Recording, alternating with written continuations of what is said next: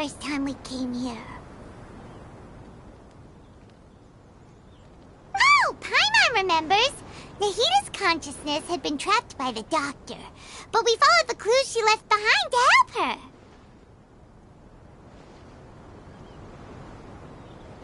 Since then, and it seems Sumeru's changing for the better now that Nahita's in charge, right? Paimon just hopes this peace will last a long time, and then Nahita won't have any more new problems to deal with.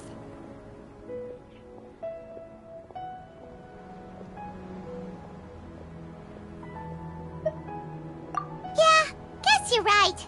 We somehow always find ourselves right in the thick of it. Who knows what will happen next? Come to think of it, maybe it's all because of you. Maybe you're just a magnet for trouble.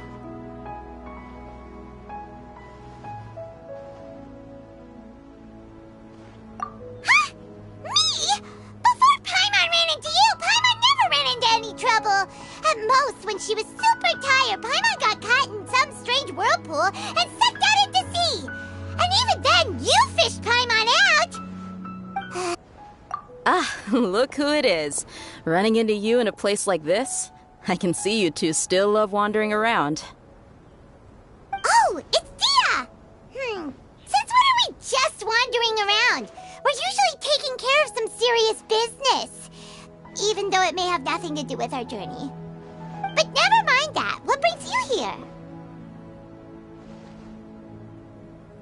I just finished a commission in the desert for a usual client of mine. Nothing too interesting. Just escorting a shipment of goods. I'm on my way to report back. That's when I saw you two all the way over there, chatting away. What were you two talking about anyway?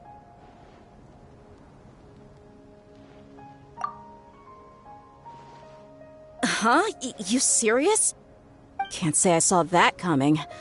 But you are travelers after all. I guess you'd never stay for too long in one place. Bumping into you like this will become a rarity. I'm starting to feel sad just thinking about it. Hey, how about I gather a few mercs to escort you two? What do you say? Thanks, but no need. Oh, Paimon had no clue you'd miss us so much. But don't worry, we'll come back to see everyone when we get a chance. Sounds good. All you need to do to get to Fontaine is cross this stretch of desert and navigate some waterways. Knowing you two, I'm sure it won't be anything you can't handle. So, when are you leaving?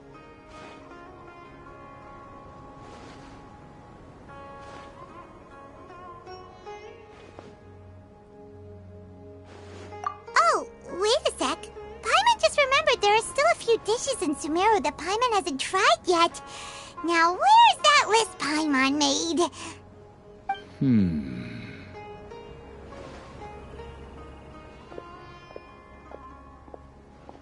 I see. Guess you won't be needing a going-away party or anything. It's sad enough to see you go like this.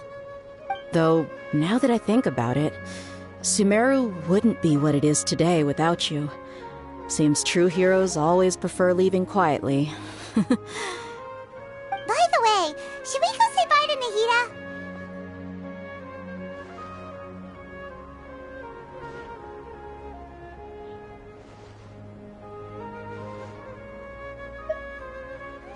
Oh, good point. Then there's no need to bother her in the real world. Then, I guess this is goodbye for now, Traveler in Paimon. Whether as a client or a friend, you're always welcome to come find me. Goodbye, Dia. Bye-bye, Sumeru.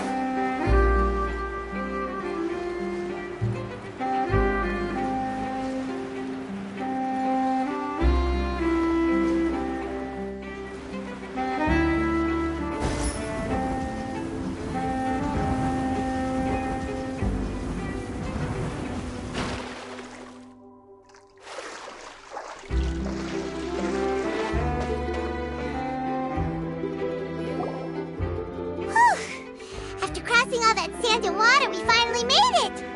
Oh, this must be Fontaine's port! Wow! Everything looks so advanced in Fontaine!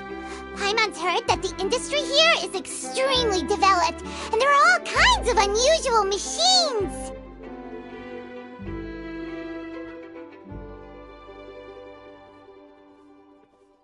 Just seeing the sights as a tourist is nice, but maybe it would be better if we found something to do.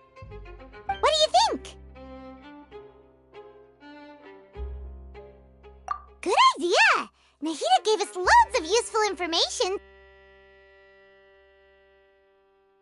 Seeking out the Seven is probably still our best source for information at this point.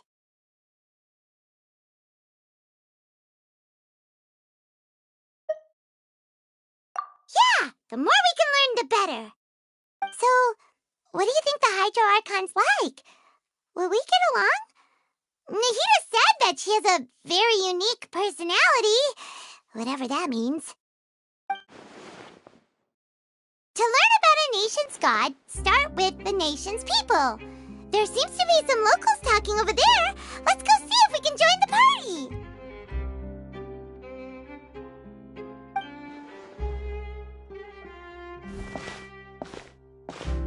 If you ask me, it's a tragedy how things ended for him.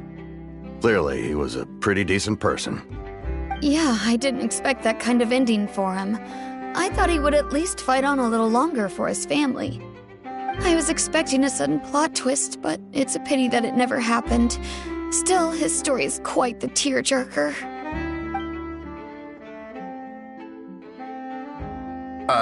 Excuse me. Can I help you too? I couldn't help but notice you standing here listening.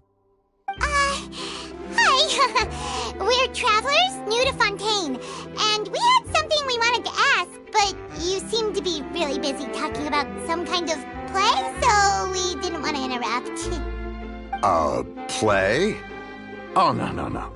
We're talking about something that really happened. In fact, it's a case that was just heard a few days ago. Really? Like a real trial?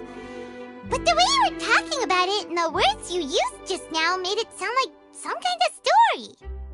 Well, good tales are often based on true stories, aren't they? And what you see in reality may also be someone deliberately putting on an act while harboring ulterior motives. Whether something is true or not simply isn't that important. The main thing is whether the story being acted out on the stage is splendid enough. Oh, but it looks like you're not from around here. You probably don't know that the Fontaine Court of Justice is called the Opera Epiclese, or more commonly known as just the Opera House. But, shouldn't court cases be treated a little more seriously than that? Not to question Fontaine's way of doing things, it's just that putting someone on trial is usually a very serious thing. No worries. Other visitors to Fontaine have wondered the same thing. You could say that we just don't want to waste the moving stories behind those cases. And as for your worries about whether the cases are treated with due reverence, we have the absolutely just and honorable Chief Justice Neuvillette, as well as the Oratrice Mécanique d'Analyse Cardinal, a machine created by the Archon. Between the machine and the Chief Justice, false charges and injustice are a thing of the past now.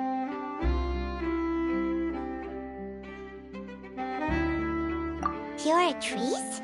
Is it some kind of machine, too? Oh, Paimon's curious. We should check it out if we get the chance.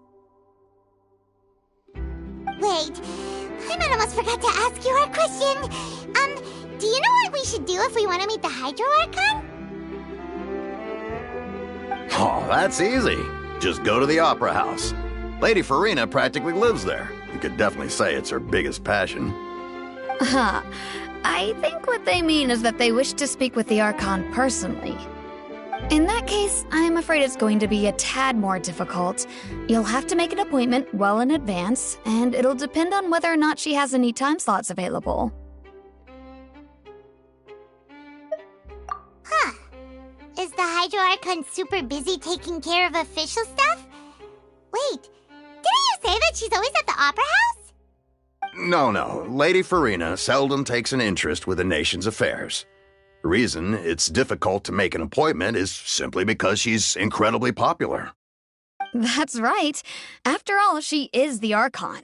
Though she may tend to get a little dramatic from time to time, people can't get enough of her. Huh. First time Paimon's ever heard of an Archon being described that way before. Wait!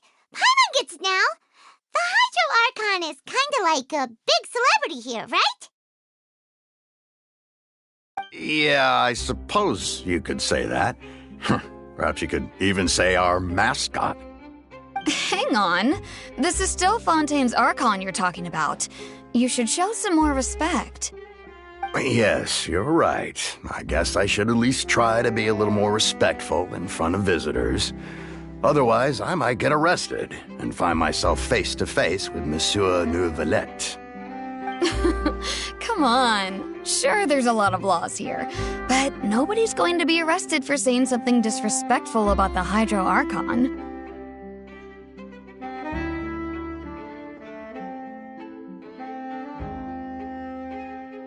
Alright, I think we get it. Thank you! At least we now know that we can find the Hydro Archon at the Opera House. But who knows how long making an appointment will take? Guess we could have a look around the city in the meantime. Hey! What are you looking over there for?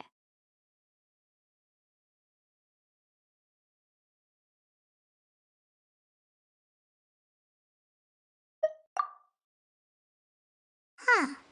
Maybe something's the matter. She isn't going to jump into the water, is she? Maybe we better go check on her.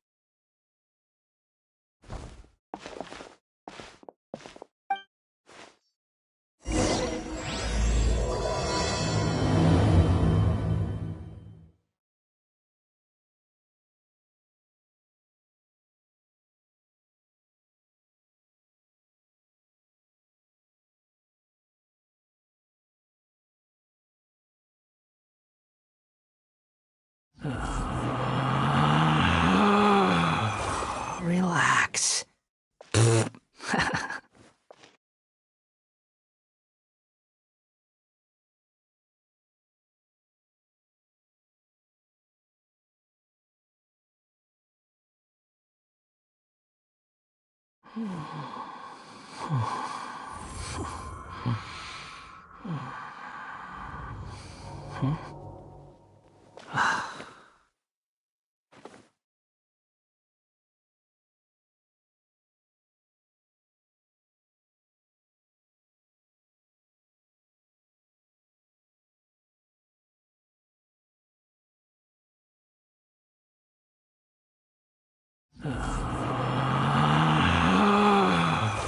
Relax.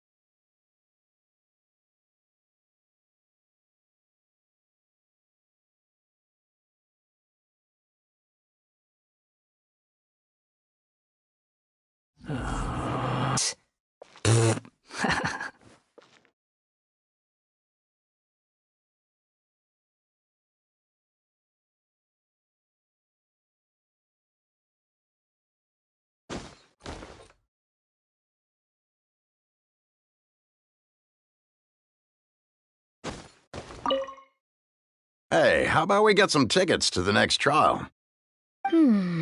I think we'd better wait and see what kind of case it is first.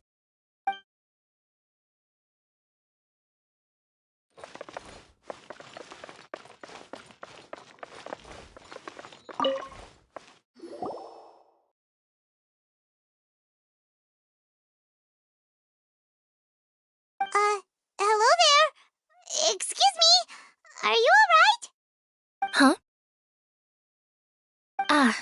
fine. Thanks. Oh, okay then. We just noticed that you seem to be worried about something. About many things, actually. But there's nothing I can do but just keep my troubles to myself. I was just reminiscing about a place my brother and I would play when we were kids. It was just atop that hill over there. See? You're pointing at the sea. Wait, are you saying that you and your brother lived in the water? Though people call the waters around Fontaine a sea, it's actually just an inland lake that's filled with fresh water. And no, I can still see that hill clearly in my memories. Now it's been completely submerged. He would skip and jump, tossing sand in the wind. The sun shone brightly, and the air was filled with the scent of the sea. But now, the water is gradually swallowing our memories. It won't be long before it swallows us. Sorry. Paimon doesn't really get what you mean. I don't believe we've had the pleasure of meeting. Are you Lynette's new friends? Oh, and you are?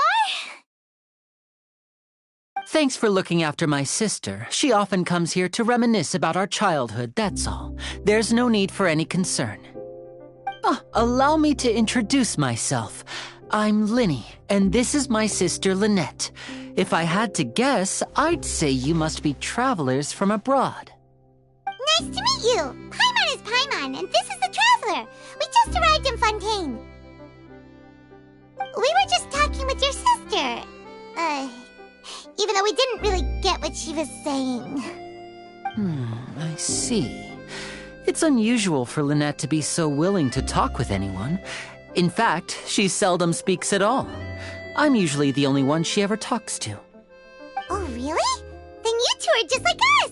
Paimon's always the one talking for some reason.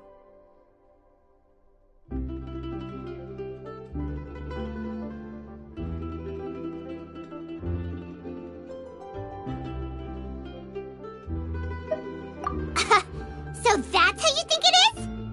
I also think my brother can be too talkative at times. Seems you were right, Paimon. We are quite similar. So, what did Lynette mean just now when she said that the water is engulfing your memories, and that it won't be long before it engulfs you too? Oh, that. It's from a prophecy that's been circulating in Fontaine for some time now. Well, I suppose prophecy isn't exactly the right word, because that implies a certain amount of uncertainty. There's no doubt about what's happening in Fontaine now. Where to begin?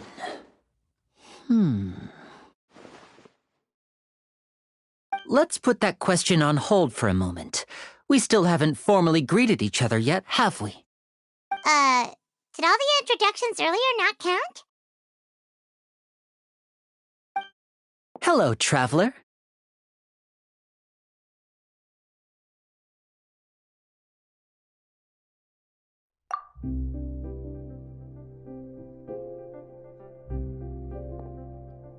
And hello, Paimon. Hey! Why didn't Paimon get a handshake? You're not poking fun at Paimon, are you? Please, don't take offense. Just consider it a sort of etiquette we have here in Fontaine when making new friends. You should remember it. It might prove useful. Oh, all right then. Well, Paimon's just happy to have a local friend now. By the way, we were just getting ready to go to the Opera House to meet the Hydro Archon. Would you be able to show us the way? So you're going to see Lady Farina? No problem at all. In fact, I was planning to go to the Opera House later myself. I'll gladly take you once I finish things here. Please follow me.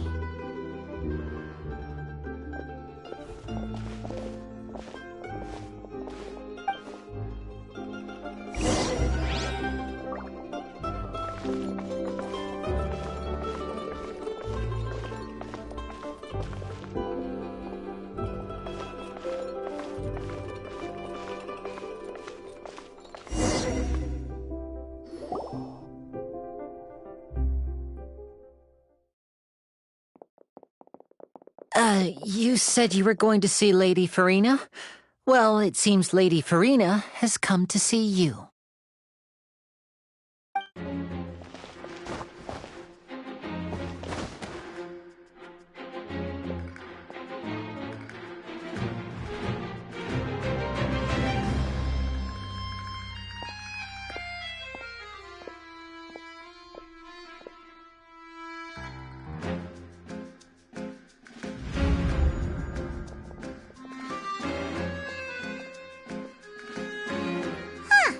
So, she's the Hydro Archon?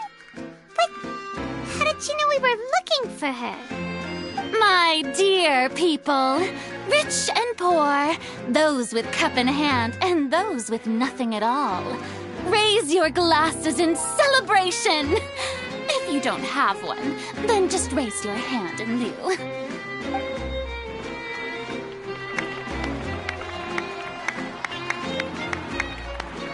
As you can all see, 2 unfamiliar travelers have arrived in our nation.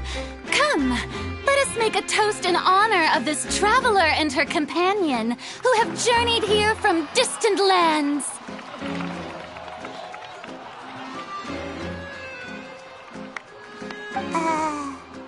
Is she talking about us?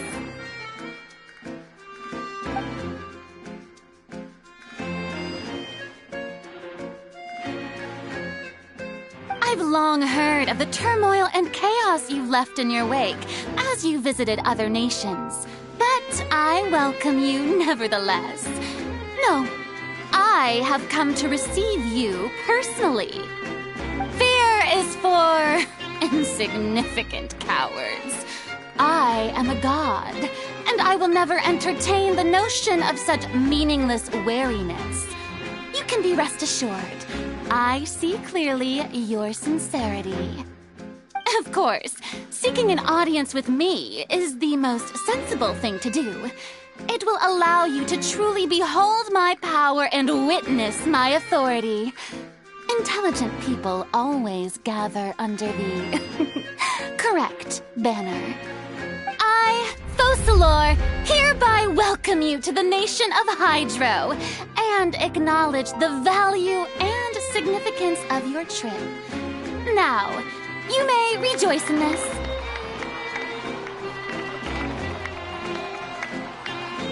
Yeah, Paimon still can't believe it. Feels like we've only been here for a few minutes. But the Hydro Archon's entrance was, how should Paimon describe it? A little over the top? Miss Hydro Archon? How did you know we were coming? I see. As Outlanders, you inevitably lack even some of the most basic understanding. Don't forget that even the gods can be divided into the mediocre and the excellent. I suppose it's only natural for you to be awestruck by my abilities. You had best stop and consider. Do you really have the noble qualities and etiquette necessary to communicate with a god? All it takes is a flick of my finger for me to know everything about you. Whoa, talk about sounding high and mighty.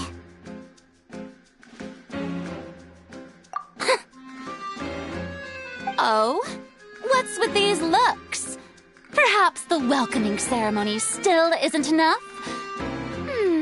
What else should I say then? Is she waiting for us to start talking? Wow, I didn't expect to see Lady ƑөŨÿö here. What a surprise! Wait, does this mean they're the legendary blonde traveler? How did I not notice before? Hey, what's all the commotion? Oh, is that Lady ƑөŨÿö? Is there some kind of drama going on? Of course. That's the blonde traveler. The one all those stories are about. Lady ƑөŨÿö came here to personally see her. Oh, I bet this is going to be the duel of the century. Ooh, I've got to see this. I knew Lady ƑөŨÿö would never disappoint.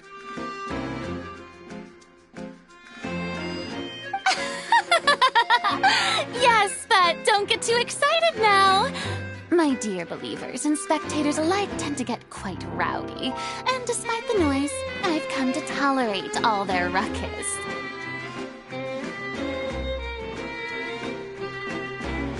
You may consider this my reward to all of you. I have determined that there will be an epic duel between myself and this traveler from another land, just as you were hoping to see. Now she wants to fight? Aren't we getting a little ahead of ourselves?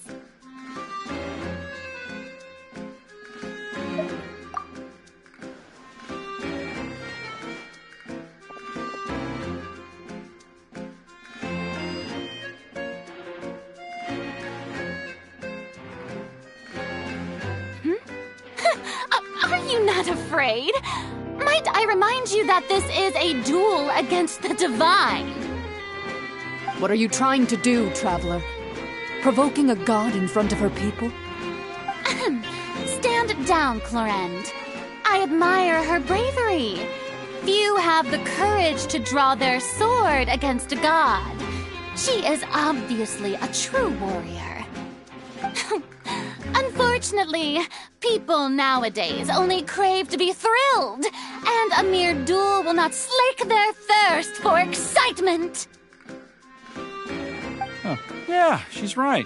Just a duel wouldn't be all that interesting. On Araneus, criminals are always requesting duels to defend their honor. I'm getting a bit old, to tell the truth. You see.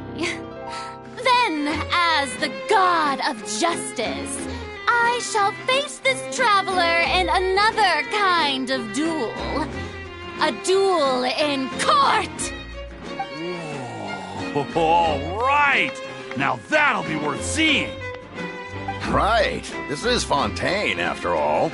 It's such a grand opera house, it would be a pity not to use it. Why do you care so much about the crowd's reactions?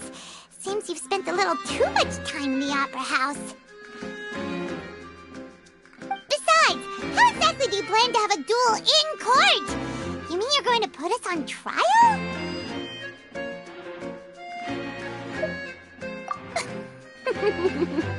Oh, we have reason to put you on trial. It's obvious, isn't it?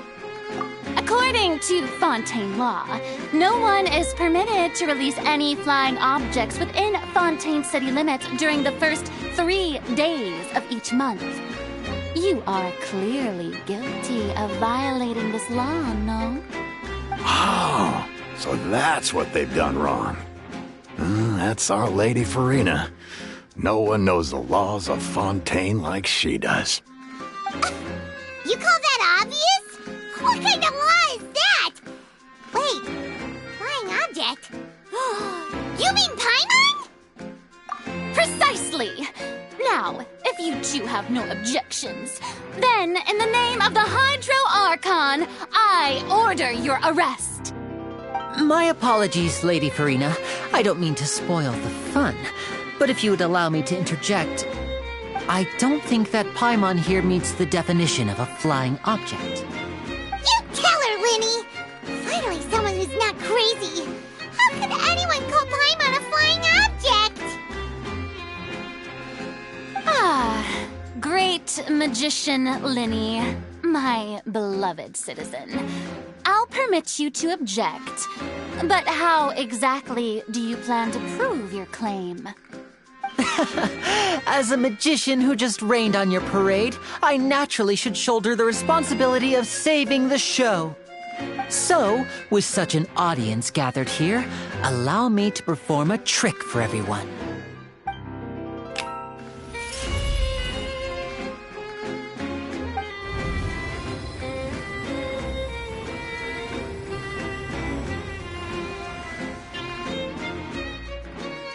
Ta-da!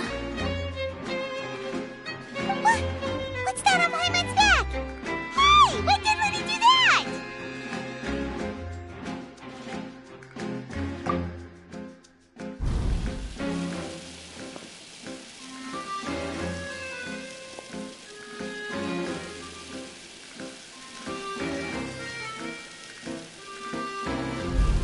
There. As you can all clearly see, Paimon should be classified as, well, something like a balloon.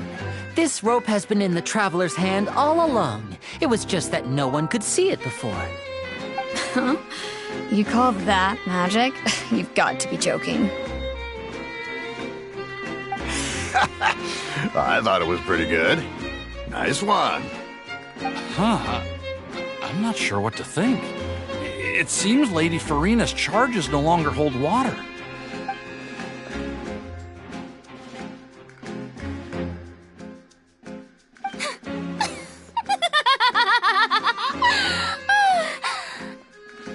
Amusing. Very amusing, Linny. Just the sort of unexpected twist that I enjoy. With you here, today's performance can finally be called complete. Performance? You see all this as a performance? In which case, consider the matter of your trial resolved.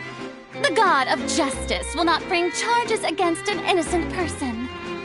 But when there are valid grounds, I will not only judge travelers from abroad, but even the gods of other lands. I look forward to seeing your upcoming performance at the Opera House, Mr. Linny and Miss Lynette. That's enough for now. Toodaloo!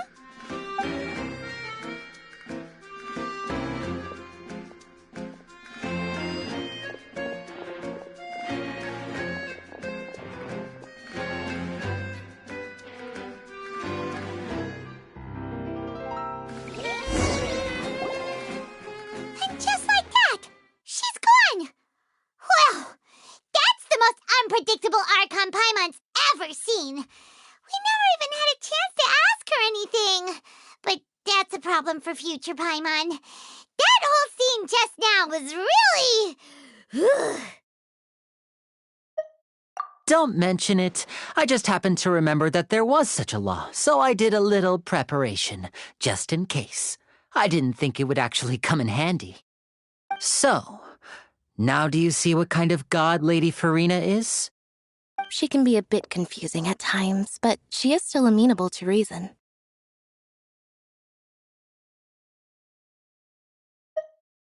Anyway, Paimon had no idea you were a magician, Linny. It sounded like you'll be performing at the Opera House, right? I just know a few simple tricks I use to make a living. Lynette is my assistant. It will actually be my first time performing on the most prestigious stage in Fontaine, the Opera House. But isn't the Opera House where criminal trials are held in Fontaine? When there are no public trials being held, the Opera House hosts a variety of other performances. To the people of Fontaine, the line between a trial and a performance can be a little blurred. And speaking of I invite the two of you to see my performance. My brother's always excited to make new friends. Oh, sure. We don't really have anything to do now, and we wanted to go to the Opera House anyway. Splendid. In that case, why don't we go together? I'll show you the way. I just have something to take care of first. Oh, you really mean it? Then I'll take you up on your offer. This is a magical item known as a magic pocket. Perhaps you can help me distribute them to the people here.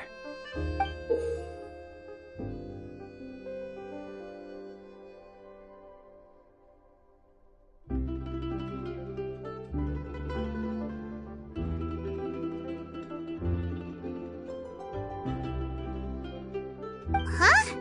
What are they going to use it for? About that... You asked me before about the prophecy, right? Let me start by telling you a little more about what it entails. I'm not sure exactly when it began, but a prophecy has been circulating around Fontaine. It says that every person in Fontaine is born with sin. No matter how the nation of justice holds trial after trial, this sin cannot be absolved. Until one day, The water levels in Fontaine will rise, and the sinful people will slowly be drowned. In the end, the people will all be dissolved into the waters, and only the Hydro Archon will remain, weeping on her throne. Only then will the sins of the people of Fontaine be washed away. That sounds pretty gloomy. Why are people in Fontaine born with sin? What is that supposed to mean? There are lots of guesses. Some say that the ancestors of Fontaine stole the power of the seas and stirred its wrath. Others say that the people of Fontaine never heeded the first Hydro Archon's warnings and offended Celestia. But here in Fontaine, evidence is what matters. There hasn't been concrete evidence for any of these claims, so they can only be regarded as conjecture. If even the people in Fontaine don't know what sin they committed, wouldn't it be better just to ignore the prophecy completely? Why bother feeling guilty all the time? That's exactly what the people did at first. But in the last few years, the water levels in Fontaine have actually started rising.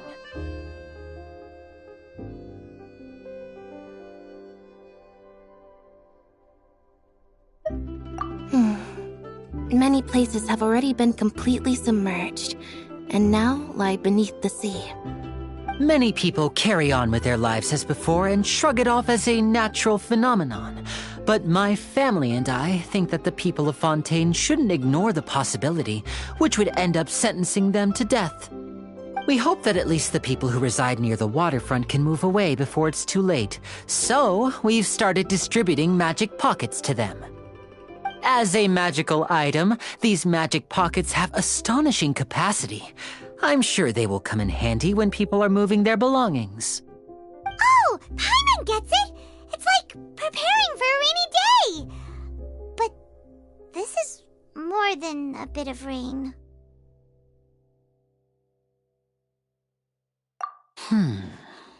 Perhaps only absolute power could ever contend with such a catastrophe. But who knows? We're just tiny specks in the grand scheme of things. Now, if you'd like to help, then please give these magic pockets to anyone nearby. Be sure to convince them to take it, regardless of what they say.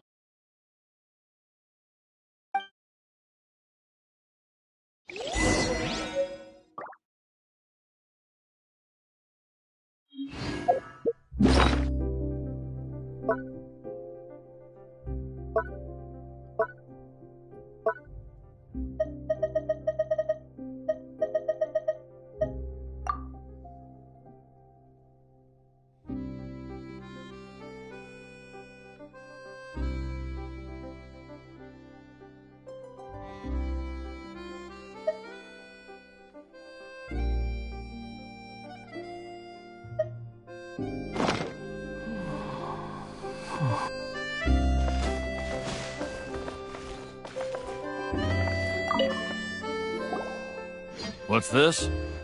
So you also believe in the prophecy. Keep it. I won't have any use for it. What? You mean you don't believe in the prophecy? No, I believe in the prophecy. But I also believe in another story. The story says that people once lived in the ocean. They were one with the ocean and couldn't live apart from it. But as time wore on, people desired to live on land and developed blood vessels, encapsulating the sea within their bodies. Thus could people set foot on land. So, if you ask me, when the water rises and takes us all, it'll be like we're going home. Oh, we hadn't heard that one before. But people can't live underwater. They'll die. You should probably still take it. All right, I'll take it. I guess I just feel that being dissolved into the water doesn't necessarily mean death.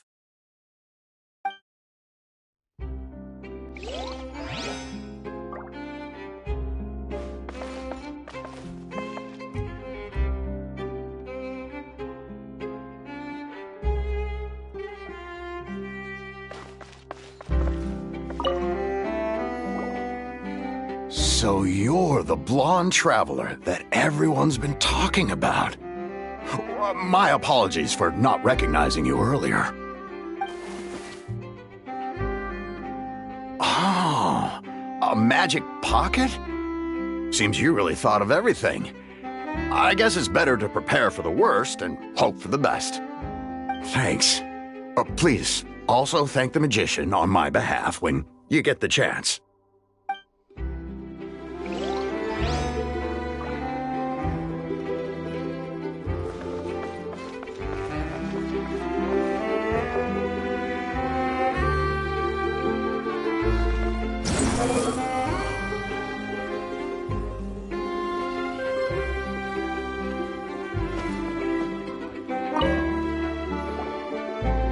Huh? I don't want that thing. Way I see it, if the prophecy's true, it's still gonna be a long time before the water can cover everything. Life is all about living in the moment. What use is there in worrying about the future all the time? We'll cross that bridge when we get to it. You should still take it. You never know when it'll come in handy. Oh, all right, fine. Thanks. It's just that if I start moving, that means I've already given up on the life I have now. I'd really rather not.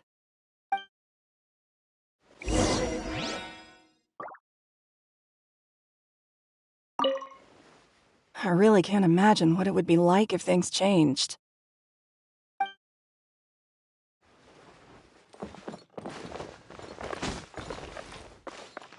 The wind rises.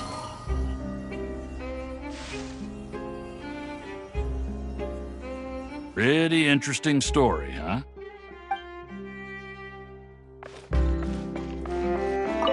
But where would I move to? Snezhnaya? Ƒөΐũő? Squall and fury. Oh? You already handed out all of the magic pockets? That was fast. So, what did people have to say? I bet you heard some, interesting opinions. Yes, but that will change once disaster strikes. I know they'll change their minds, so it's only right to help them prepare. Is there anything else you need to do before we leave? Yes, one last thing. I have the magic pockets made by a workshop in the court of Fontaine.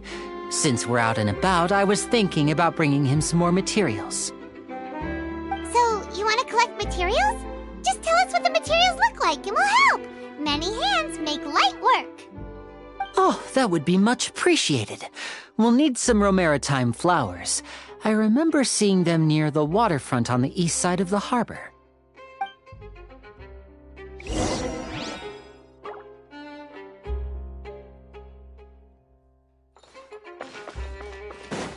Behold!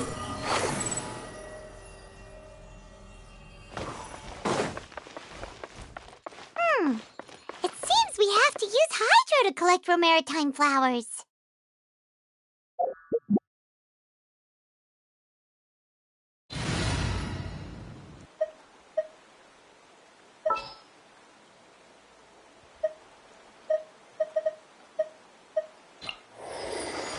Take heart.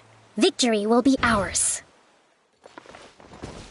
Trust and rebuild.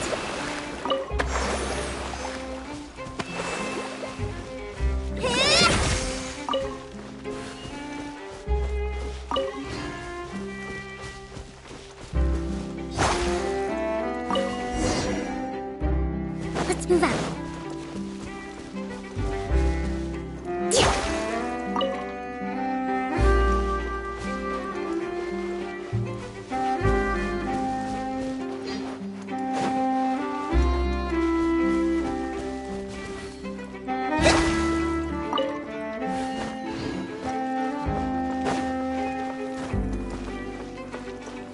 Hold the line. Squall and fury. You made quick work of that. I can tell you're an experienced traveler. I've also finished collecting a few here. Maybe next time you'll feel like helping too, Lynette.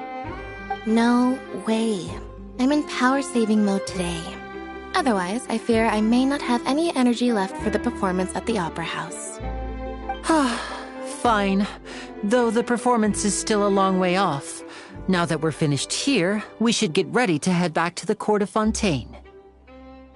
So, we're going to the Court of Fontaine before we head to the Opera House? Good.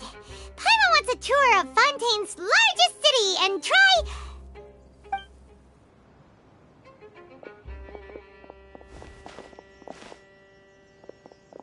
Wait, shh. Have you noticed that person over there? The young girl. Huh? What's wrong with her? Paimon didn't notice anything. She's obviously a thief. Magicians and thieves practice similar methods. We divert attention, and a distracted audience is one that won't discover what you're really doing. Watch her movements carefully.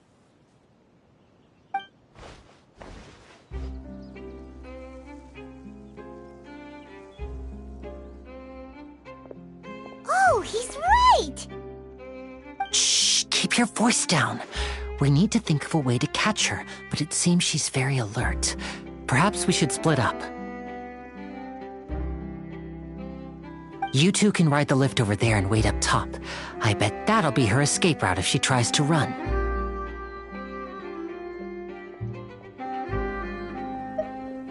All right, let's go.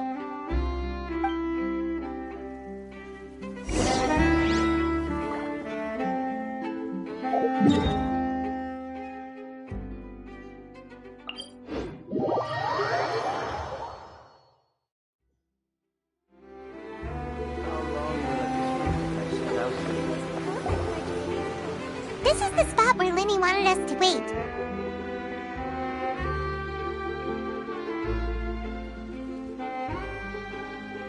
Oh, look! Isn't that her?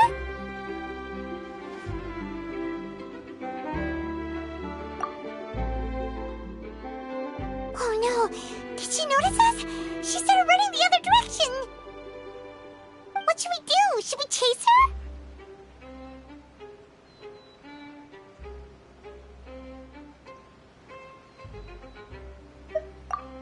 You're right.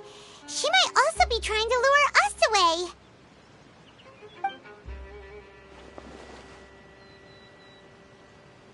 Nothing's happened for a while now. Paimon wonders if Linny caught the thief. Yeah, let's go.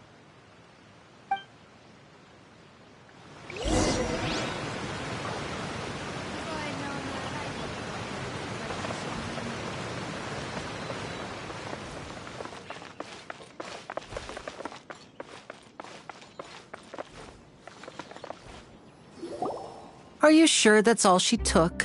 You should check to make sure you're not missing anything else. No, that was all. Oh, I can't thank you enough. I didn't notice a thing earlier. Anyway, I should be going now. Thanks again. Oh, were you returning what the thief had stolen? That's right. Pity I wasn't able to catch her. She distracted me by dropping the thing she stole on the ground. By the time I looked back, she was already gone. I saw the general direction she went, but Linny twisted his ankle, and I needed to make sure he was okay. Oh, did you get hurt, Linny? I'll be all right. It's just a twisted ankle, that's all. In fact, it's feeling better already. If you want to play at being a hero, at least try not to get hurt doing it. Imagine what would happen if you managed to derail our performance as a result. You're right. Sorry, Lynette. I have to admit that the thief was even more skilled than I had anticipated. But at least we were able to get the stolen items back, so it wasn't a complete failure.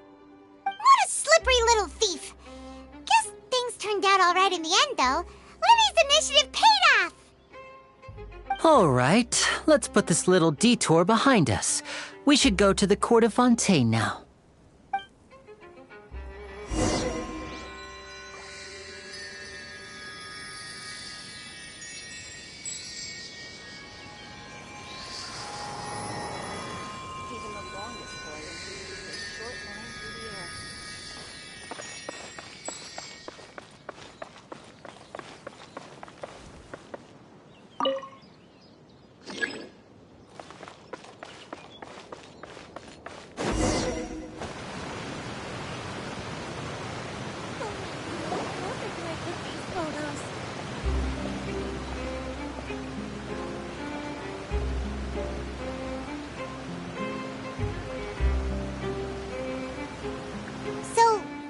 ride this thing to go into the city?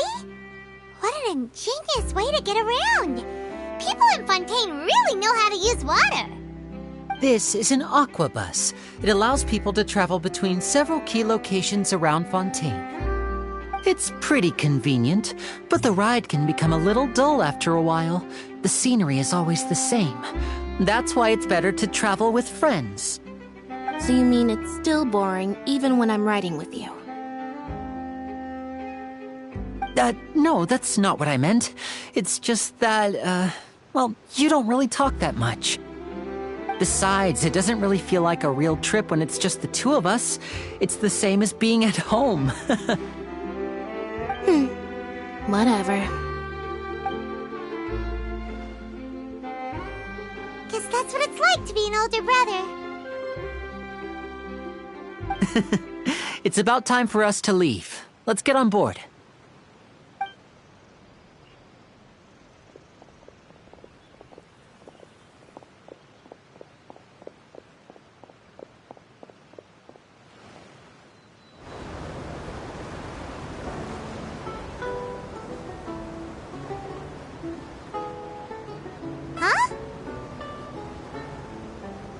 What?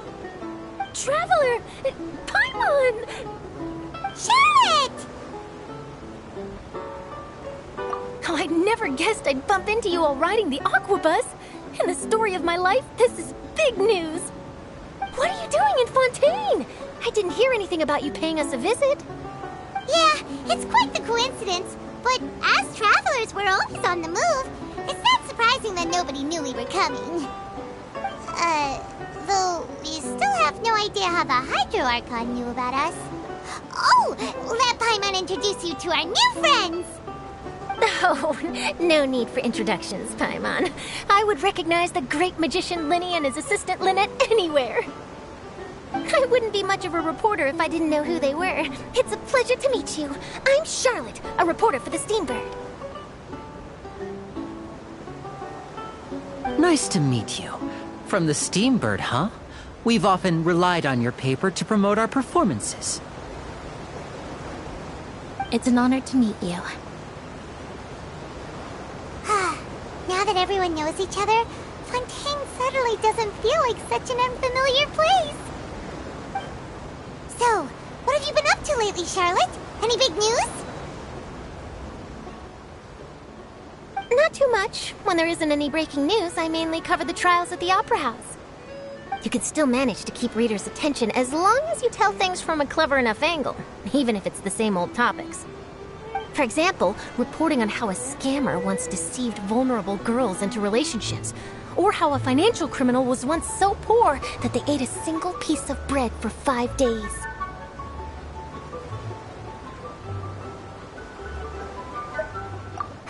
You're right. Seems you know me pretty well. What I'm really after is exclusive, sensational news pieces that could shake the country. These smaller stories are a waste of my talents. Oh, I just remembered. I've been following a case lately. Well, a series of cases, actually. You mean the serial disappearances of young women case? That's right. These stories are the talk of the town right now, and it's probably the most mysterious case we've ever seen. If I'm the first with a draft ready to publish when the case is finally cracked, and it's the headline story in the Steambird, oh, when that happens, I bet all the other reporters will shed tears of envy. I've already gathered all kinds of materials. I just can't wait for the truth to be revealed. So, what is the serial disappearances of young women case? You mean the culprit hasn't been found? That's right. The first missing girl case happened almost 20 years ago. And ever since, after a period of time, another girl disappears.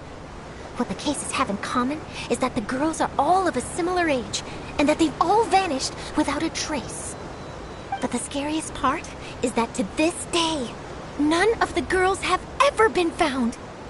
Many suspects have been arrested over the years in connection with this case, but shortly after each arrest, another disappearance would always happen.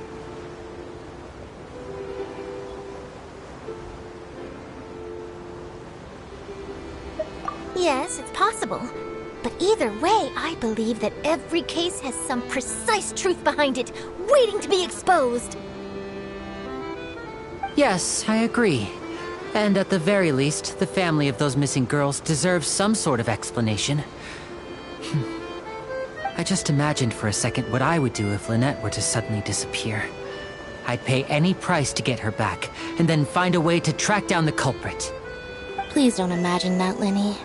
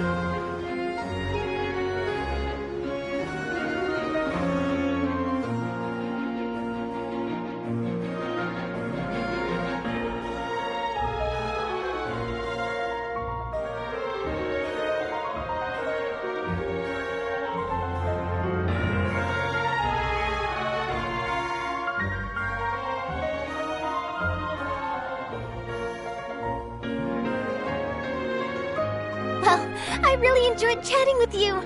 Life should be full of pleasant little surprises like this. Yeah, us as well. The ride went by too quickly. I have an interview to get to. I should get going before I'm late. Okay, Paimon hopes we can chat again soon, Charlotte. See ya! Bye now. Oh, be sure to stop by and see me at the Steambird when you have time. What a tough job. Always running around and interviewing everyone. Well, where should we go now? If you don't mind, how about we stop by my home first? Besides, I still have all the materials we collected. Sure, we wouldn't mind at all. This city is so huge, Paimon wouldn't know where to start anyway.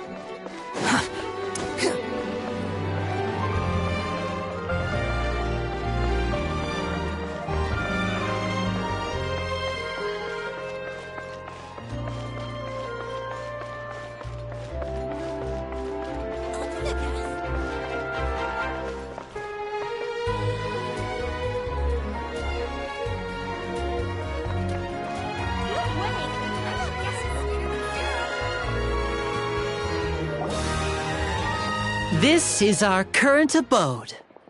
Ah, ƑөŨÿö, you're home. Where did everyone else go? I have some new friends that I would like to introduce. Oh, they all just went out a moment ago.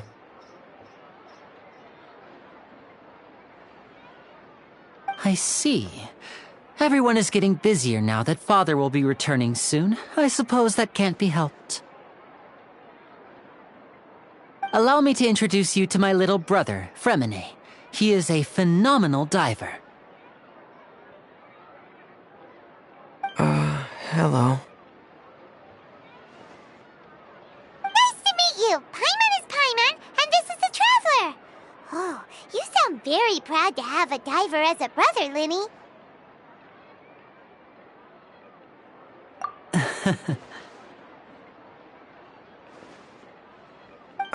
Linny, could you come here for a moment?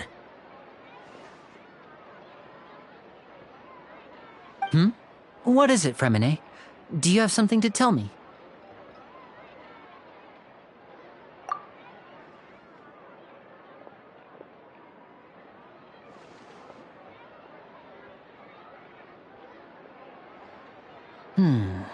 Okay, I see. Is everything all right? Oh, it's nothing. We were just discussing a little housework. Sorry for the interruption. Oh, before I forget, the Traveler and I collected more materials to make magic pockets. Were you able to get any, Fremine? Yes, I went diving and gathered lots of materials. I was about to give them to you. That's our Fremine, always quick with the underwater work. All right, I'll take these to the workshop.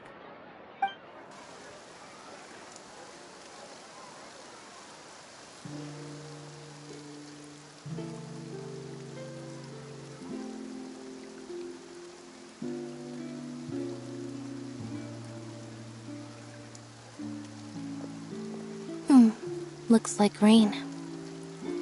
Oh, you're right. But wasn't it clear and sunny just a moment ago? Fontaine's weather sure is weird. I'm afraid that's just how it is here. It often rains on days where there are trials being held in the Opera House, but don't worry, it'll clear up soon enough.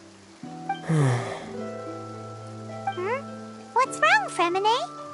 There's a legend about the rain that I tend to believe. It's said that a dragon of water once resided in Fontaine. Though we don't know where the dragon went, every time it weeps, the skies will cloud up and pour out rain. When I was a child, my mother told me that if I wanted to go outside and play, I should yell toward the sky at the top of my lungs. Hydro Dragon! Hydro Dragon! Don't cry!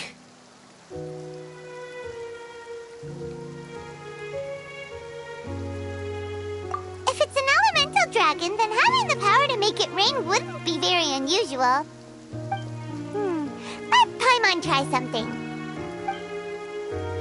Hydro Dragon! Hydro Dragon! Don't cry!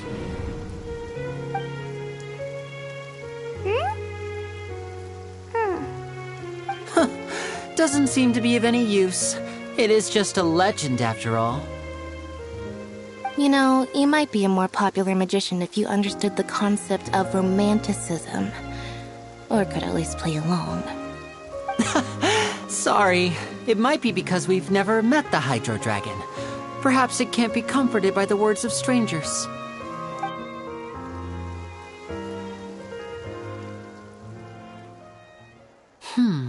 It rained for longer than I suspected. Oh, it's already getting late. Was there something you needed to do, Linny? Yeah, some preparations for the show at the Opera House. I need to find a way to catch the last aqua bus of the day. On the day of the performance, just ride the aqua bus to the island of Araneus. I'll have Lynette meet you at the fountain in front of the Opera House. Oh, are you leaving now? What is it, Fremine? I'm in a hurry. Oh, I get it. You feel nervous delivering the materials for the magic pockets, is that it? Perhaps we could trouble the Traveler to help us take these materials to the Beaumont workshop and deliver them to the owner there? I'm afraid that Fremine can be quite introverted, and the boss there tends to be pretty talkative. Fremine has always been a little afraid of her. No trouble at all! Don't worry, we're on the case! Sorry for the inconvenience. I'm quite useless when it comes to such tasks. I'll think of a way to make it up to you. Oh, no need! This will be a walk in the park for us!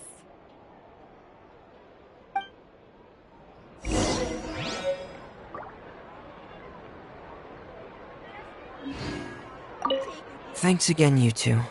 I really can't deal with that lady.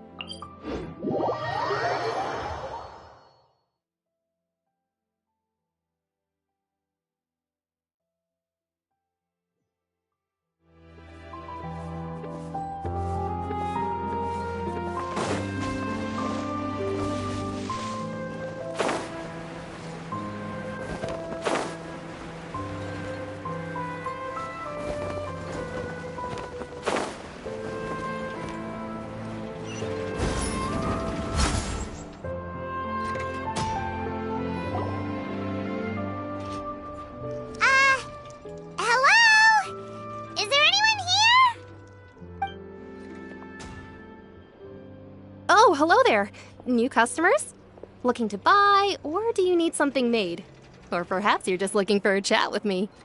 Oh no, we're just here to deliver some materials. Here they are. They're for making...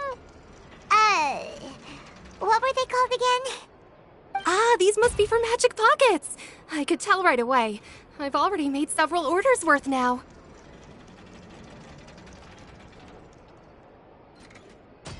No need. They've already prepaid several batches worth. When they told me what they'd be using them for, I even offered them a discount. But they insisted on paying the full amount, saying that I had a business to run. It seems both their hearts and their pockets are made of gold. Whoa. So, is Linny actually loaded? I can't say for sure, but who knows? Maybe there's good money to be made being a magician in Fontaine. Hey! Is this machine what you use to make stuff here? It looks really advanced. Why use your hands when a machine can do the work? It would be a waste not to use the latest technology, and wasting is a kind of crime. But where does a big machine like that get its power from? Well, it's a little complicated. I'm not sure I can put it in layman's terms for you. But basically, everything we usually use here in the city is powered by indemnitium. It's a type of energy that's produced from trials. Huh? How can trials produce energy? Well, I'm not completely sure of all the details myself, but basically, when a trial is in session, the Oratrice Mécanique d'Analyse Cardinale harvests people's belief in justice and converts it into energy to be used all around Fontaine. So that's what its other function is? Paimon heard that the Oratrice was created by the Archon to make judgments. But Paimon still doesn't get it. How could something unreliable like people's beliefs be turned into a stable power source for these machines?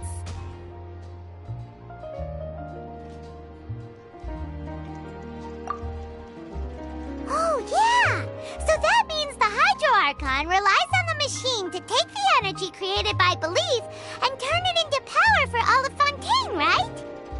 Even though I've never heard anyone really put it that way before, it sounds like it makes sense.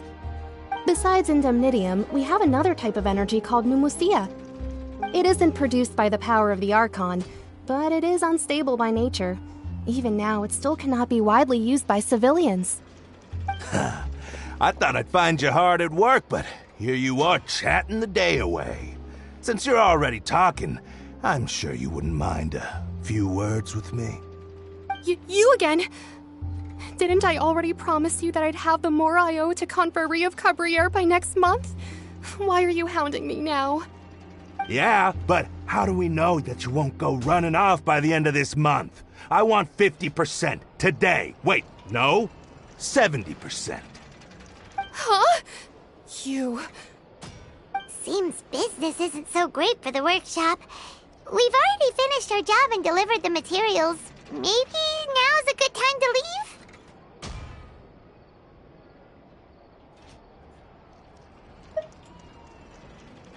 Hey, hold on!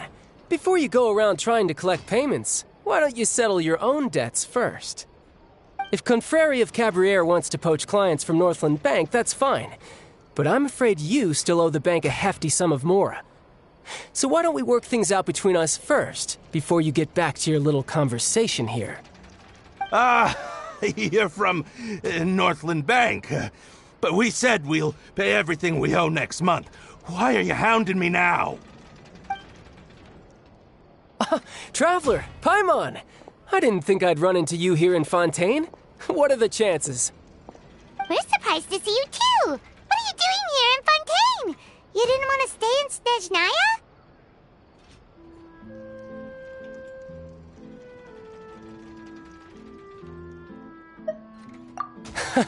Long story short, I've already been in Fontaine for some time now, and honestly, things have been pretty boring. But it seems that fate brought our paths together today. Not only will I have some good friends here now, but ones who always seem to find trouble. Either way you look at it, it seems things are going to get a lot more interesting now.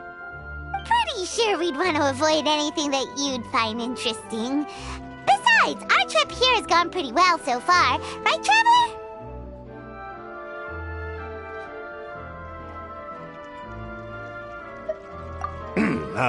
Hey, you, Northland Bank boy.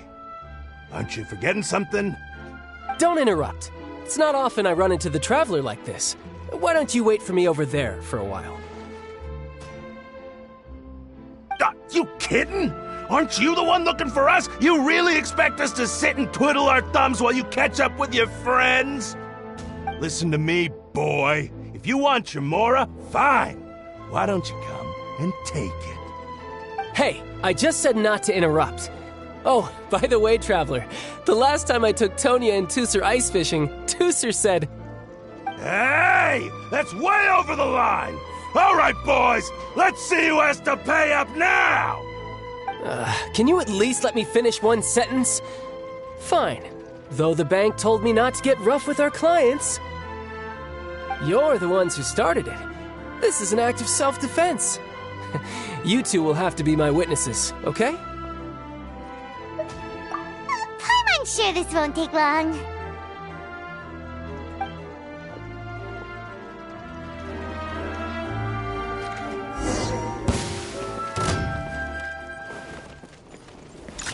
You're mine! Yeah! Shouldn't let your guard down.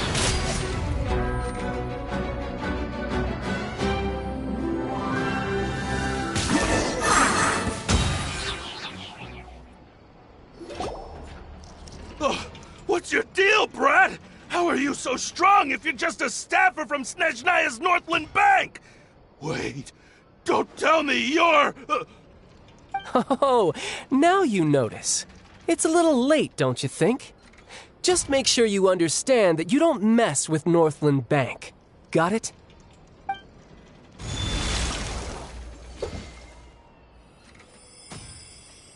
Huh? Now's my chance!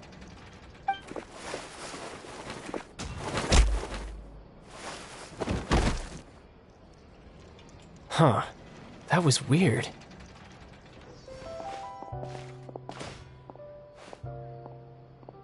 I'm not sure. It's as if I suddenly lost control of my heart. Something wrong with my vision? Strange. How could that happen? First time Paimon's ever heard of someone losing control of their vision. Never mind. It doesn't matter. If I want to stay sharp, I shouldn't be relying too much on my vision anyway.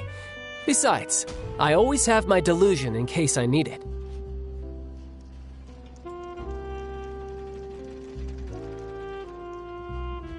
So what are you doing in Fontaine, child? And don't say it's work for Northland Bank. Well, I guess it's because I've been in a bad mood lately. Huh? What kind of reason is that? Wait, since when do you feel down about anything? I don't know. maybe I still have a lot to learn about myself. But recently, there seems to be some sort of restless power stirring inside of me. And I don't know why, but every now and then I feel like I'm in a terrible mood.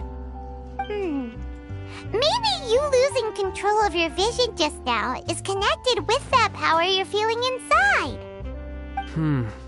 That is a possibility.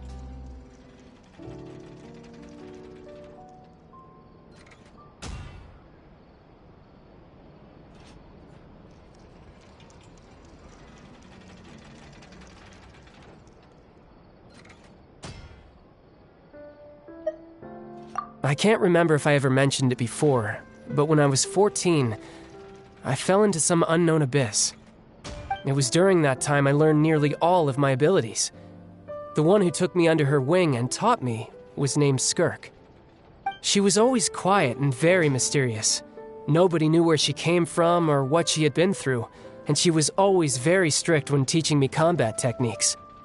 One time, I asked her why she was willing to take me on as an apprentice. From what I could make of her answer, it was because I had awakened it, and traces of it remained on me. She said that all my combat training would be useful in the future. But what is it? What did you awaken? She never explained that, but my guess is that it's related to a dream I saw when I had just fallen into that abyss. In my dream, I was in the deepest depths of the sea, and the boundless seabed was all around me. But in front of me appeared a whale that was so massive, I felt like I couldn't breathe. A whale? Oh, that sounds familiar! When we fought against you before, you summoned a huge whale that seemed to leap at us. Is that the one? That's just an abstract form of a whale that I create using my elemental powers. It takes that shape because the scene I dreamt of the whale has always been stuck in my mind. I'll never forget it. So you used the whale as inspiration for one of your moves? Huh. Seems a little twisted to Paimon.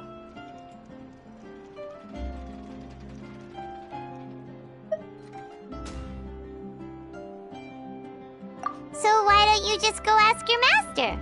Maybe she knows the answer. You make it sound so easy. Ever since the incident I experienced there, I've never stopped searching for Master Skirk and that unknown abyss. But it's been years now, and I've still found nothing. There isn't even a trace of the place where I remember falling into the abyss. Oh, it sounds like some kind of ghost story. Yeah, I'm out of leads at this point, but there's nothing more I can do. It seems that strange encounters in this world tend to be elusive like that. Oh, seems the time really flies when I'm talking with you. I just remembered I have somewhere else I need to be, so I should get going. What? More work for the Northland Bank? No, it's more of a personal appointment. Lately, I've been sparring with some of Fontaine's official champion duelists whenever I'm feeling bored. Official champion duelists? You mean it's their job to duel? Yep. In Fontaine, before a criminal goes to court, they're given one chance to defend their honor by requesting a duel with an official champion duelist. The champion duelists are all-powerful fighters selected from among the nation's best, and the duel itself is a no-holds-barred fight with no specified stopping point. So engaging in such a duel is regarded as a symbol of defending your honor. If a criminal manages to win the duel, they'll be acquitted. But if they lose, they'll have no choice but to stand trial. And the worst-case scenario is that you're simply killed in the duel. Though it's rumored that Fontaine has a death penalty, from what I can tell, no one has ever been officially sentenced to death. So really, the only people who opt to duel are those who have suffered a grave injustice in being accused, or those who greatly value their honor. Otherwise, why gamble with your life? So, do many people actually get out of their trials by winning the duel? Apparently, it's exceedingly rare for anyone to actually win. Fontaine probably enacted this system as a way to show that the nation respects the honor of its citizens. Besides, none of the champion duelists are to be trifled with. Which is exactly why I was itching to face them as soon as I got to Fontaine. Apparently the one I'm meeting today, Clorinde, is the strongest of the champion duelists. I had been asking her for some time before she finally agreed to face me today. Well, that's child for ya. Huh.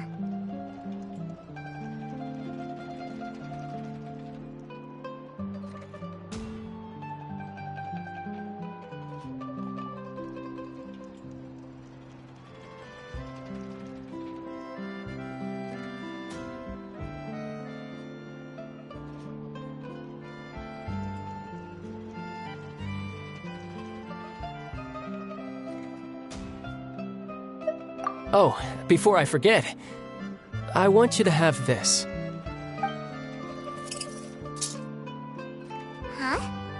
Your vision?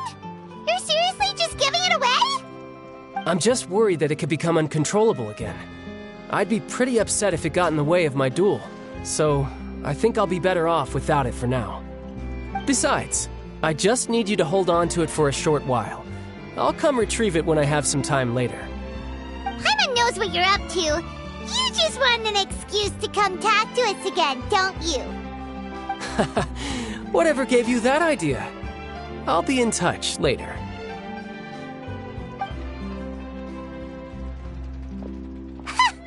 That sneaky guy. He said he's been feeling down lately, but he seemed the same as ever to Paimon. Well, seems we don't have much to do for now. We might as well walk around and see the city before Lenny's performance.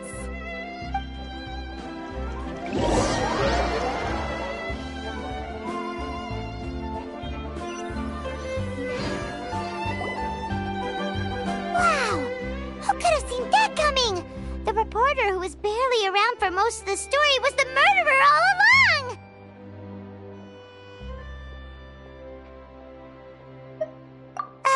Sorry. Paimon was just surprised, that's all. Whew. Paimon never saw that twist coming. The murder mystery novels here are amazing.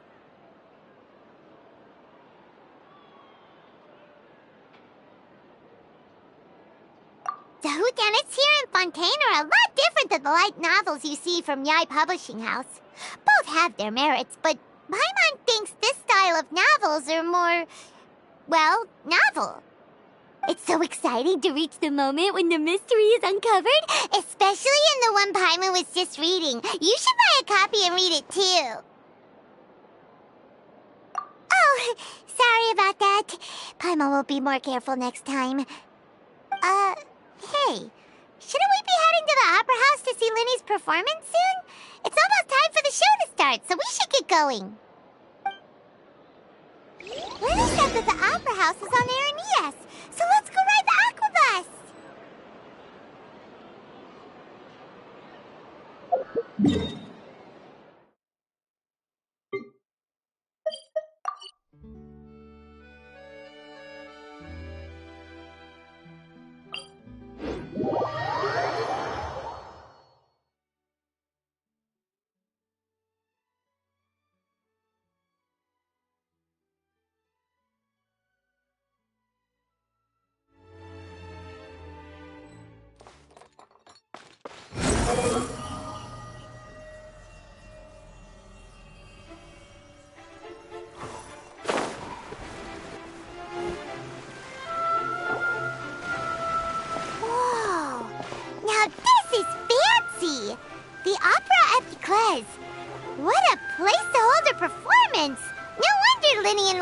Looking forward to it.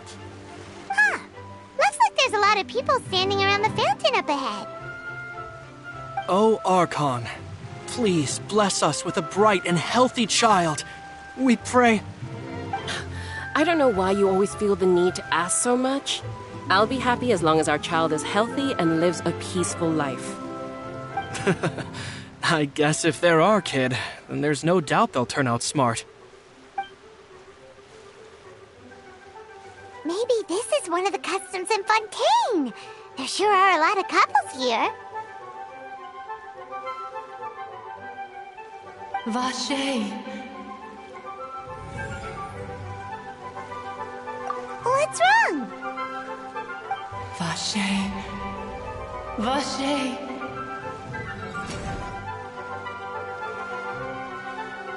No, Paimon didn't say anything. Are you hearing things?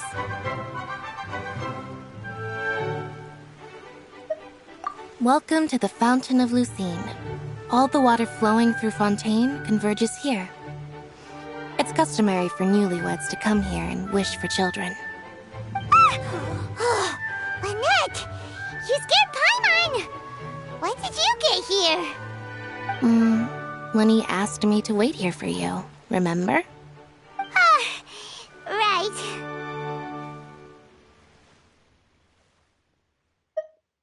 What do you mean? There are a lot of people here right now. Hey, you're not trying to scare Paimon, are you? Besides, it's the middle of the day. It's not the time for eerie things. I see. I might be able to tell you something that could help explain the voice you heard. In fact, you might not be imagining things at all. I suspect that what you heard is a result of your hypersensitivity to the hydro element. Others in my family have had similar experiences. It's because of her sensitivity to the hydro element? But what would hearing a voice have to do with elemental power? When do you cry, Paimon? Wait, what? What does that have to do with anything? Just answer me. When do you cry?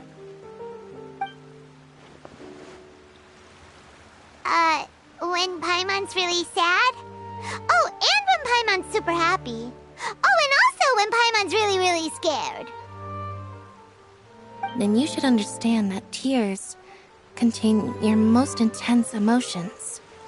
Like I just mentioned, the Fountain of Lucine is where all the flowing water in Fontaine converges.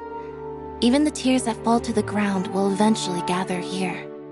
So maybe what you heard was the intense emotion coming from someone's tears.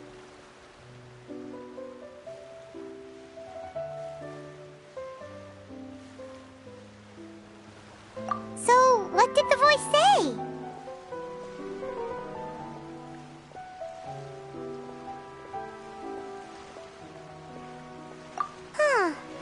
If you were hearing their emotions, then Paimon wonders what happened to them. Rather than worrying about them, we should worry about my brother first. Don't let that calm look of his fool you. He tends to get pretty nervous just before a performance. So chatting with Lenny might help him relax a little before he goes on stage. Oh, right. That makes sense.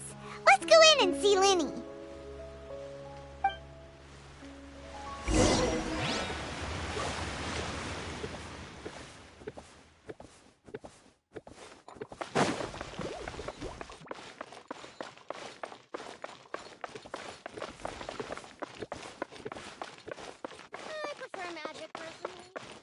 No two cases are alike.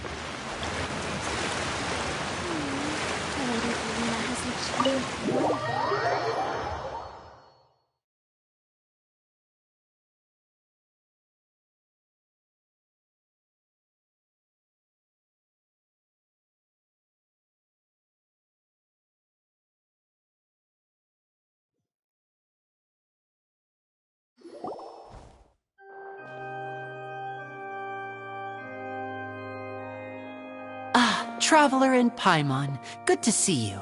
I knew you two would come. Are you kidding? We wouldn't miss it for the world. We've been looking forward to it. I can tell, judging by how early you've arrived. But you're actually right on time. The audience still hasn't started entering the venue yet, which means now is the perfect chance for us to take you to the best seats in the house. Wait just a moment. I'll fetch the tickets.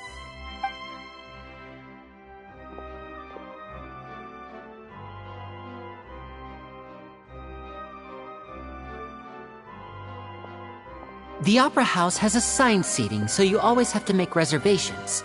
I've already reserved your seats, and here are your tickets. Ooh, front row seats! Thanks, Lenny! Don't mention it. There's no need to keep thanking me. Hey, Lenny! Could you come over here and take a look at this? Oh, I'll be right there. Seems there's an issue with the stage props over there. That's Cal, my assistant, calling me. I'll go lend him a hand. Yeah, we'll just go to our seats. You go ahead, Lenny.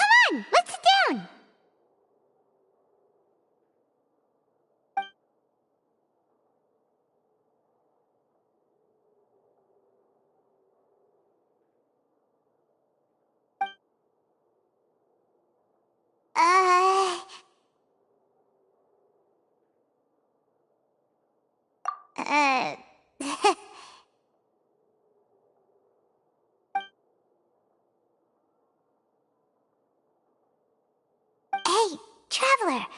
Maybe we should strike up a conversation with the person next to us. Since we're sitting together and the rest of the place is practically empty still, it's kinda awkward if we don't say anything. Oh, you little... Of course you put this on Paimon. Excuse me, I did not realize you felt awkward. I am terribly sorry. I would be perfectly happy to chat with you if that is what you would like. Oh, so you heard all of that, did ya? Boy, you sure have good ears. Paimon thought she was keeping her voice down. Wait, that's not it, Paimon's... Sorry, Paimon's the one who was being rude, talking under her breath like that. So, let's talk, but, what should we talk about? Oh, Paimon's got it. You're also here early and sitting in the front. Are you a friend of Linny's too? A friend, you say? Well, if Mr. Linney would like to be my friend, I would be more than happy to reciprocate. Oh, so you're not friends with Linny then? Oh, this is getting more awkward by the second. Paimon nearly forgot to make her introduction. Nice to meet you. Paimon is Paimon, and this is the Traveler. We just arrived in VOD. It is an honor to meet you two. I have heard of your deeds across Teyvat. And as required by proper etiquette, I will also introduce myself. I am... Oh, Monsieur Noirceur, what an honor it is to have you here to see my show. Ah, Mr. Linney. I should say it is in fact an honor for me to see your performance in person. Wait, Noirceur? Could he be... I saw you all chatting just now, but it seems you still don't know who Monsieur Noirceur is. Allow me to introduce you to Fontaine's Chief Justice. That seat is always reserved for him. It wouldn't be too much to say that he's the symbol of justice and honesty here in Fontaine. Whoa! Sorry for being so rude just now.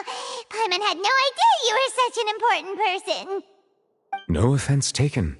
Being Chief Justice is merely what I do for work.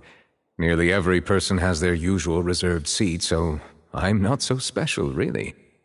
And by the way, I should probably let you know, even though I would prefer not to.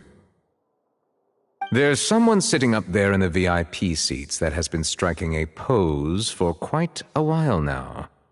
I believe she is trying to give you a most elegant and impressive first impression.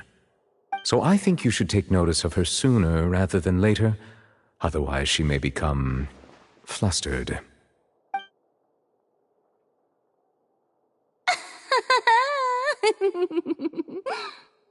Huh? Oh, It's Farina, the Hydro Archon. Huh. She sure has a smug and satisfied look on her face. Guess she has no idea that you saw right through her act. Very good. That is for the best. No need to pay her any more attention. We may now enjoy the show. Huh?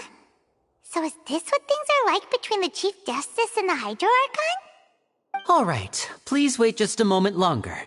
I've pretty much finished my preparations, and the performance will start as soon as the audience has made their way to their seats. Yay! The show's finally about to start! Paimon can hardly wait! Paimon's never seen a real live magic show before!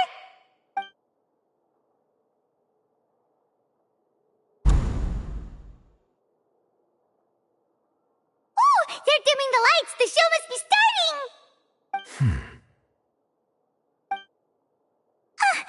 Sorry. Paimon will try to stay quiet. Welcome, one and all, to the Opera Epiclese. I am the star of today's show, Linny. And over here is my sister, Lynette, who will be working as my wonderful assistant. Please, let's give her a warm welcome. Hello, everyone. I know she may seem to be a little sleepy right now, but that's just a sign that she's nervous. Whatever. Now, some of you may be thinking, two vision holders who can freely manipulate elemental powers performing magic is not true magic at all. So, I would like to take a moment to assure you that elemental powers will have nothing to do with what you will witness on the stage today.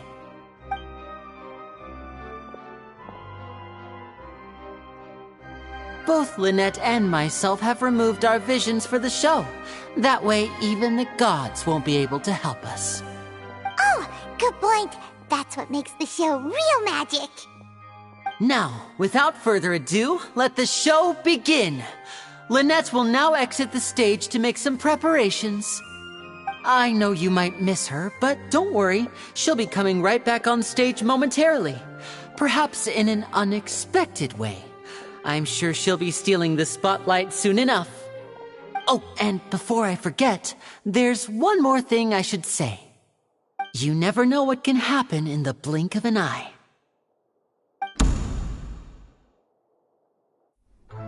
A magician's greatest skill is making things disappear or appear.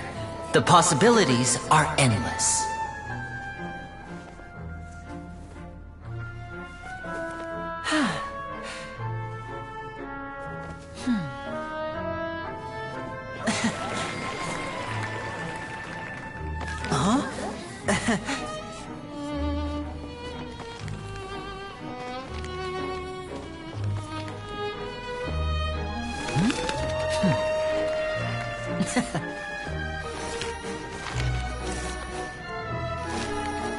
But this isn't what you came for. These little tricks, you've seen them all before. So it's time for something truly extraordinary, don't you think? This one's a little tricky.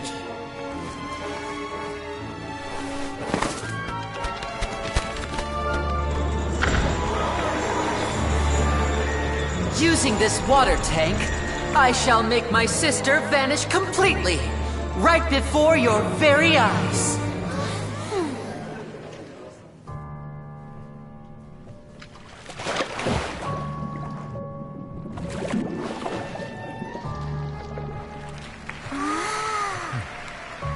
It's actually quite simple.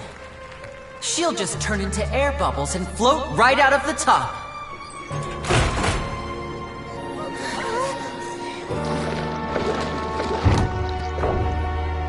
Oh no! I told them to check all the props carefully.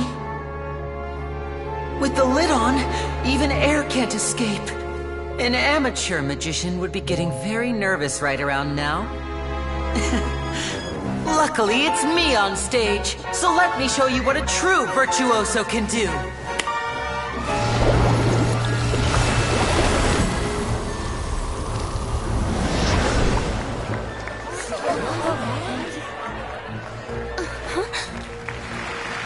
Lynette! Lynette, are you still there? Don't go too far. We don't want to use up all our magic. Hi, I'm back. Uh-huh.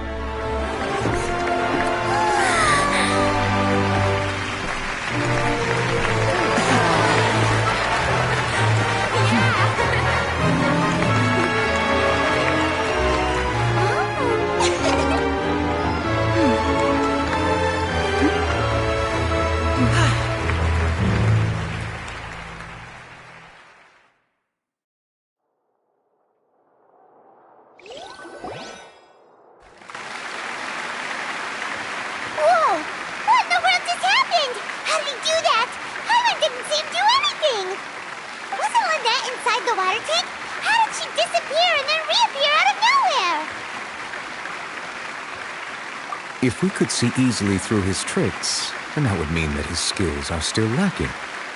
To appreciate magic, you should focus on the show happening on stage, rather than getting caught up in trying to see that which has been intentionally hidden. Guess you're right. Paimon couldn't believe her eyes when Lynette reappeared. Amazing! Thank you everyone. I'm glad you enjoyed that performance. But our magical journey has only just begun. I've prepared even more astonishing surprises for everyone here. The magic of transformation and disappearance can go far beyond what you've just seen. I'm sure many of you are thinking that escaping the water tank was impressive enough, but Lynette is still my assistant after all. In which case, I have ample time to make all necessary preparations. So, for my next trick, I will require the participation of one lucky audience member. Please, if my assistants could bring out the magical boxes now. There are 2 boxes, and only 2 boxes. One is here, and one is there in the aisle among the audience. I'm sure many of our clever audience members have already guessed our next magic trick. A swap!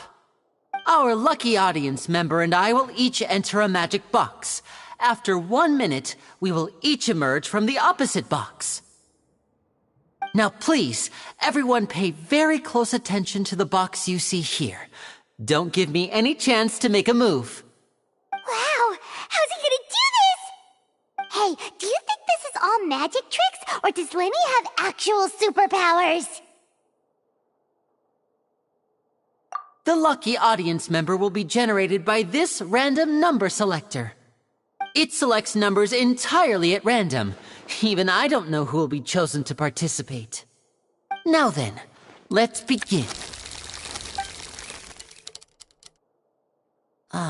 Let me see. Oh, row 7, seat 3. Congratulations!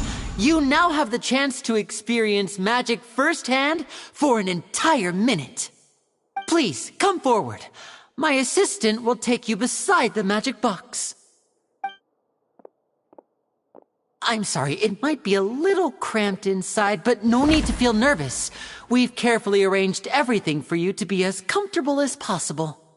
You don't need to do anything, but no matter what strange things may happen, don't come out of the box. If the magic is interrupted, who knows where you might end up? You might even find yourself in the Fortress of Meropide. Oh, okay. All right. Before I enter the magic box, there is one more thing I need to ask the audience to do. Could you all give me a countdown? Like this. 60, 59, 58. Just keep counting down. You can go a little faster or slower if you like. I won't be able to see anything in the pitch-black box, so I'll be relying on your voices to know when time is up. Oh, and no tricks now. If you quickly count from 60 in just 30 seconds, then I'll be in a tough spot. Ooh! Paimon kinda wants to count faster after hearing him say that! No, that won't do. I can see it in your eyes. You still can't be trusted. Let's practice together. Come on, repeat after me. 60, 59, 58. 60, 59, 58! That's right, perfect! Keep it going! Alright, I'll see you all on the other side once you've finished counting.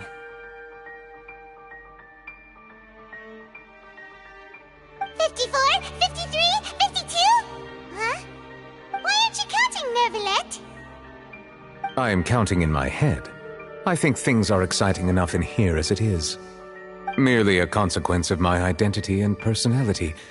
Do not worry about me. Just enjoy the show. Oh, alright. You look so serious that Paimon thought you might be feeling uncomfortable or something.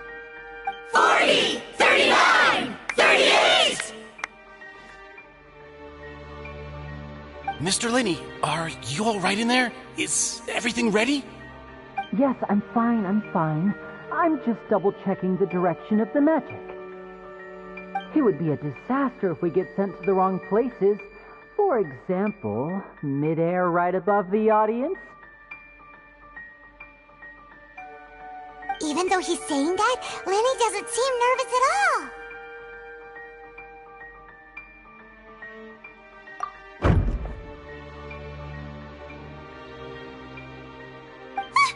What was that noise? Did you hear it too?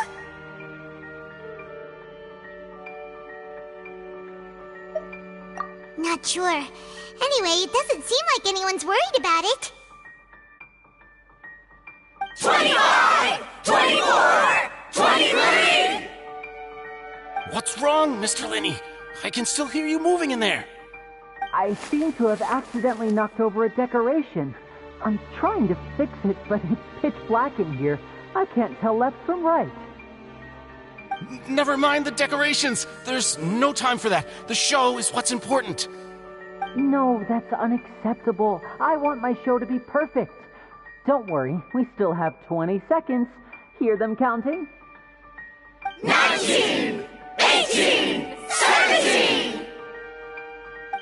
It seems things aren't quite going as planned. I apologize, everyone. It feels like you're all starting to count faster, but that's all right. I know it can be tiring to do such a long countdown. 10 seconds and change is still plenty of time. 10! Almost there now. 8! Whew. Swapping two people is harder work than you might think. Even a master magician like me can't guarantee I'll get it right the first time. Hey, wait! Is this the back one? I can't tell. They both look the same inside. Huh? No, that's not it. I'll try again. 7! Hey, slow down! Honestly! 5! 4! 3! Whoops! That doesn't count! 0!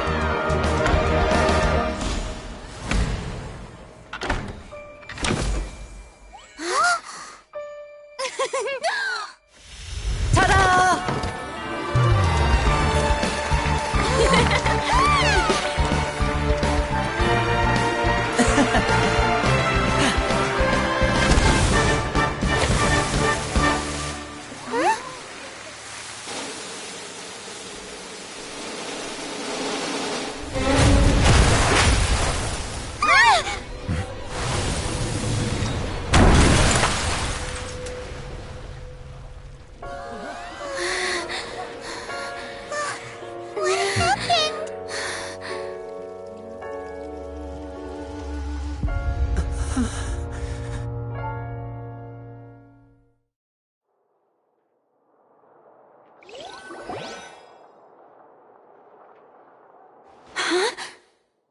Is this part of the show? Mr. Linney, you're going to use magic to fix the stage now, right? What happened? Oh no. Maybe this isn't part of the show. The girl was still in that box, right? This performance is over. Medical staff with me. Guards, secure the scene and detain all the performers. Seal the exits. No one is allowed in or out at this time. Yes, that's right. If this was just an accident, then we must investigate the cause. But if this was all part of some scheme, then then those accountable will not escape the judgment of the God of Justice! No need to be alarmed, you two. We'll get to the bottom of this soon enough.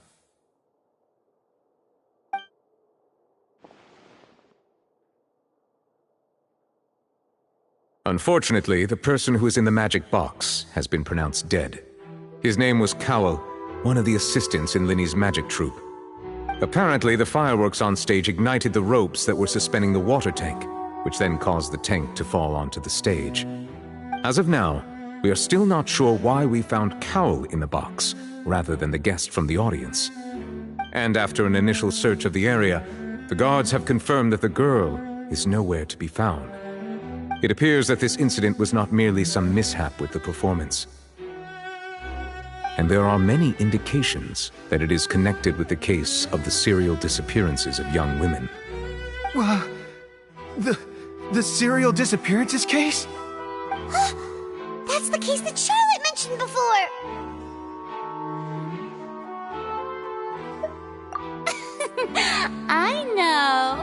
I know the truth. I can see through the whole thing. Really, using such a shallow and obvious mystery as his finale, did he really underestimate us that badly? I say that our powerful magician, Mr. Linny, is now the prime suspect for the serial disappearances case. Huh? Why me? This whole thing was an accident. No, this all occurred during your magic show, did it not? The missing girl disappeared after being chosen, did she not? The deceased is one of your assistants, is he not? Now that I think about it, that whole speech about magicians making things disappear was nothing more than a provocation, a bald-faced challenge. That can't be right! How can Linny do this? He was in the box on the stage the entire time! We can even hear his voice! Besides, before the show, he told us that he would like to catch the criminal behind the disappearances! He couldn't possibly mean catching himself!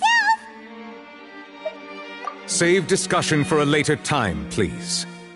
Lady Ƒөΐũö, may I assume that your comments just now constitute an accusation against Mr. Linny and his associates, and that you are pressing charges? I just think that I think it might be a little early to talk about formally pressing charges. But what Lady Ƒөΐũõ said just now makes perfect sense. Looks like she's gonna personally deliver justice. A kidnapping and murder carried out under the cover of a magic show. Lady Ƒөΐũõ said it all.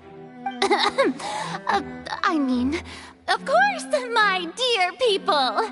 But what excites me even more than the obvious truth before our eyes is the opponent I'll be facing. That's right. I mean you, Traveler. You'll support Linny, won't you? After all, he was the one who helped you the first time we met. Then there's no problem at all. You know, the Traveler and I already had a duel the first time we met. But with Linny's help, our little duel ended in a draw. But draws really are the most boring possible outcome. So, no more draws. Between the two of us, there must be a clear winner and loser. And what better place to hold such a riveting showdown and decide the true victor than here, on the grandest of stages, the Opera Epiclese. Huh. It wasn't a draw. She obviously lost last time.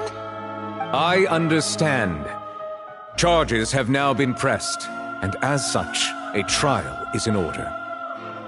Well, Traveler, seems Lady Ƒөΐũõ has set you in her sights. But putting her dramatic rhetoric aside for a moment, I would like to ask you, are you willing to act as Mr. Linny's attorney and defend him in this case? Very well. The trial will be held a day from now in the Opera House. Both sides may investigate the scene to build their cases and search for the truth.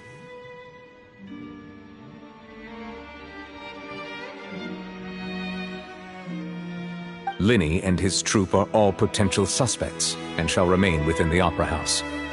The audience may begin to leave in an orderly fashion once they have been cleared by the guards. A day isn't that long. Let's see what kind of case this big-shot outlander can build in such a short amount of time. I'm really quite looking forward to hearing it.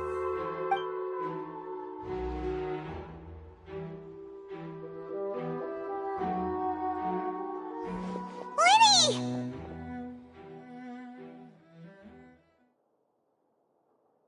Sorry about everything that happened just now. Were you frightened? Of course! Who wouldn't be scared after witnessing an accident like that? Yeah, I'm a little shaken up myself. How could this happen? And poor Cal. I know you already claimed that you would defend me, but now it's just us talking. Tell me, do you think I could possibly be the murderer? Good to hear.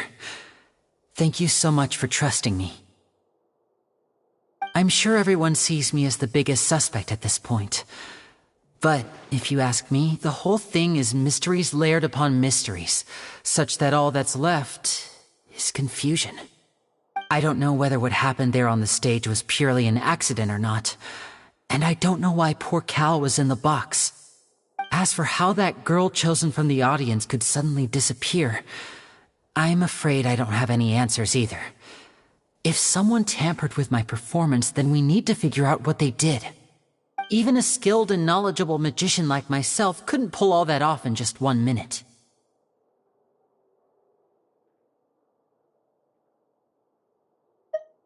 Which is precisely why we need to investigate! As this book says, the impossible could not have happened. Whatever happened must have been that which is possible. Paimon bought them when we were reading at the bookshop in the city earlier. Pretty cool, huh? Don't worry, Paimon used her own savings to buy them. It wasn't from our travel funds. I think they look cute on you, Paimon. You have good taste, Lynette! That's the right attitude. Feeling depressed isn't going to help me now. I need to get back to my normal self.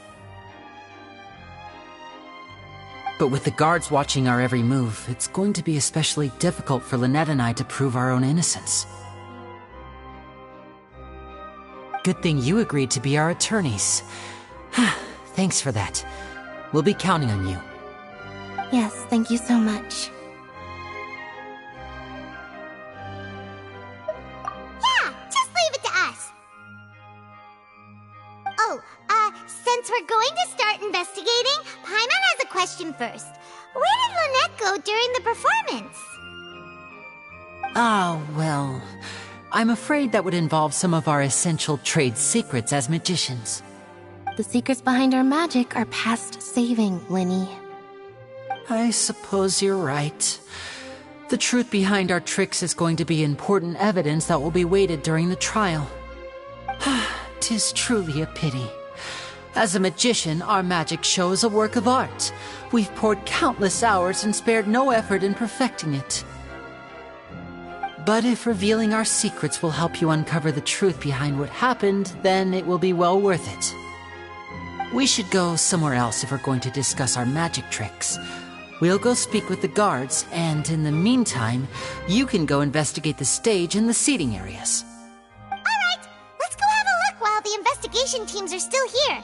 Detective Paimon is on the case!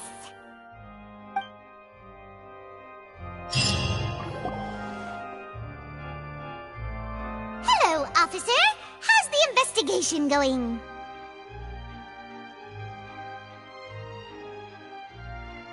Ah, I see. You must be the traveler that Lady ƑөŨÿö mentioned. Listen, I'll be perfectly honest with you. I'd avoid getting mixed up in this whirlpool of a mess if I were you. Huh? What do you mean? Come with me and you'll see. The deceased is one of Linny's assistants, named Cal. Even though he hadn't joined the troupe long, he was hardworking and everyone generally liked him. The assistants are usually in charge of setting up and inspecting the props, as well as assisting with the show and keeping the crowd engaged. As you probably saw when you were in the audience, the water tank suddenly fell and smashed the box with Cowl inside it. This is the real mystery. We've already searched the scene and were unable to find any traces of the girl. However, if you look carefully, the box was positioned directly under the water tank. The ropes holding the tank were then burned by the pyrotechnics on stage, causing them to snap. All these factors lining up so perfectly makes it hard to see this as a mere accident. If anything, the more logical explanation is that the whole incident was intentionally planned, and Linny is the most likely person to have access to all these areas. But he doesn't have a motive! Are you both good friends of his? Well, you can't say we're good friends, but we've known each other for a little while. So in just a short time, he was not only able to win your trust, but even convince you to act as his attorneys. I know there's no such thing as magic. The real trick of a magician is holding the audience in the palm of their hand. I've seen a lot of cases, and I can tell you that people are the least reliable kind of evidence.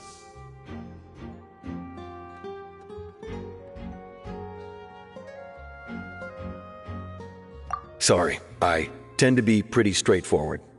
Just know that I'm warning you for your own good. Anyway, you may investigate the scene of the crime yourselves if you're curious. Who knows, maybe you'll be able to come up with some new evidence.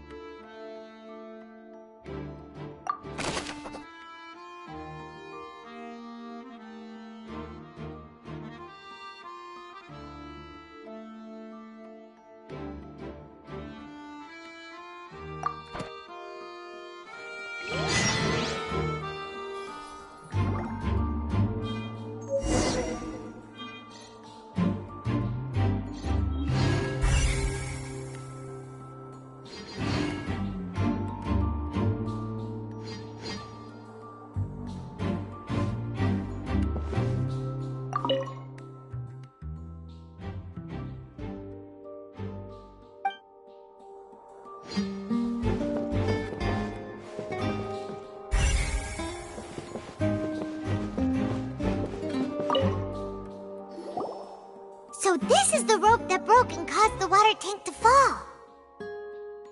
The rope looks pretty durable. How can it be burned through so quickly by fireworks?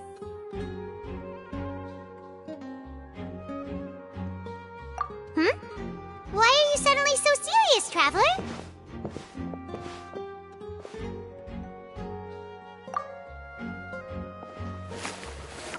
Whoa! Look! This bit is made from different material! Most of it was burned away, but there's still a little bit of it left.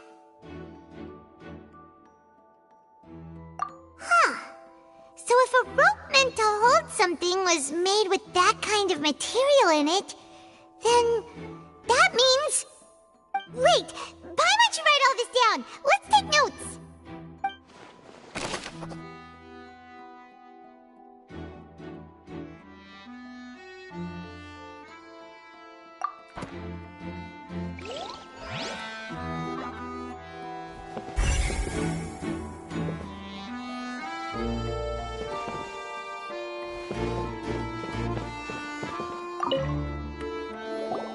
Hello there!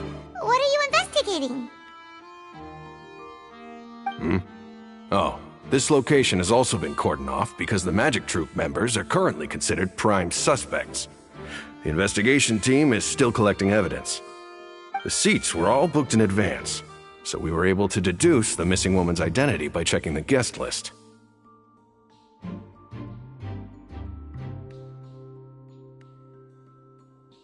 Sure, it's not like this is confidential information. We will publish it later anyway when we petition the public to help us find the missing person. Her name is Halsey. She's a painter from Fontaine who's made a bit of a name for herself. Apparently, she wasn't a regular at the Opera House, but she'd been feeling some pressure with her work lately, which made her decide to come see the magic show. The magic troupe members all claim not to know her, and we have looked into her social connections. It seems that she has no personal grievances or conflicts of interest with the suspects. Simply put, she wasn't related to the magic troupe at all, which matches the features of the previous serial disappearances. Were the victims of previous cases also chosen at random? That's how it seems to us, in any case. Apart from the fact that they were all young women of around the same age range, there really weren't any other connections between them. Okay then. No need to be so formal. If you do happen to see the missing girl, please be sure to contact us. It is of utmost importance that we get to the bottom of these disappearances.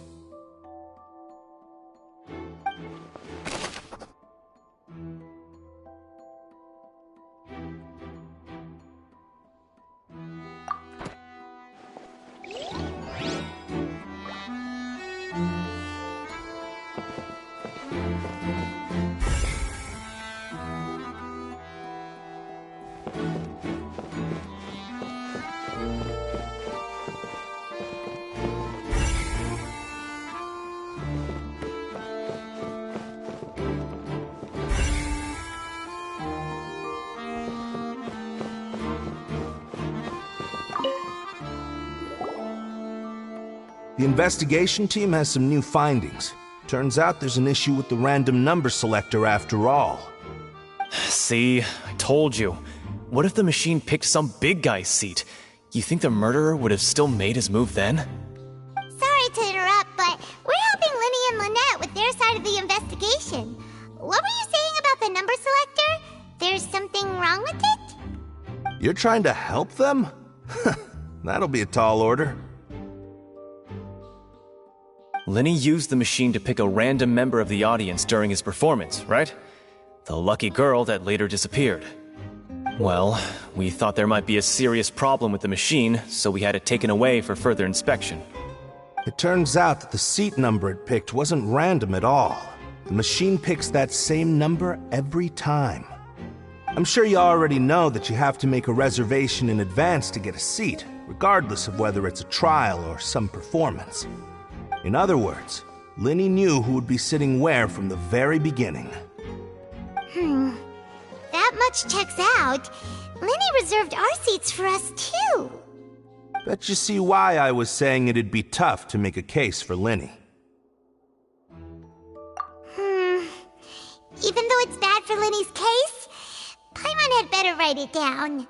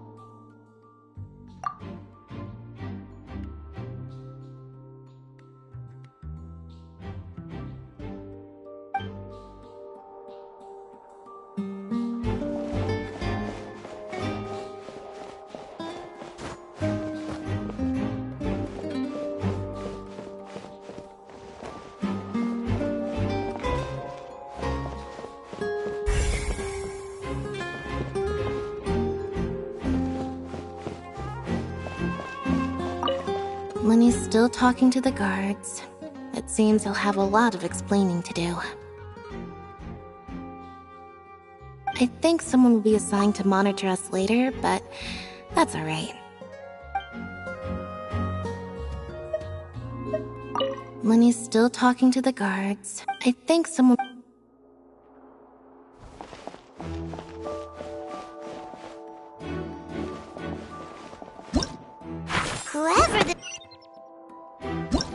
Whoever the murderer was, they must have made preparations well beforehand. This rope was obviously tampered with. People needed to register and reserve a seat for the show. That, combined with this number selector, could allow you to pick a young lady instead. People needed to register and reserve a seat for the show. Why would it be him? How strange. Gosh, no wonder the serial disappearances never got solved.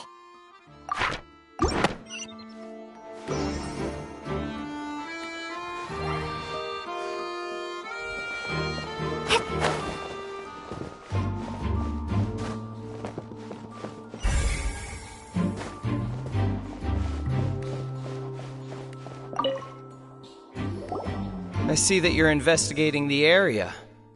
Well, it just so happens that I'm interested too. If you find any new and interesting leads, be sure to share them with me, alright? We don't have too many thoughts yet.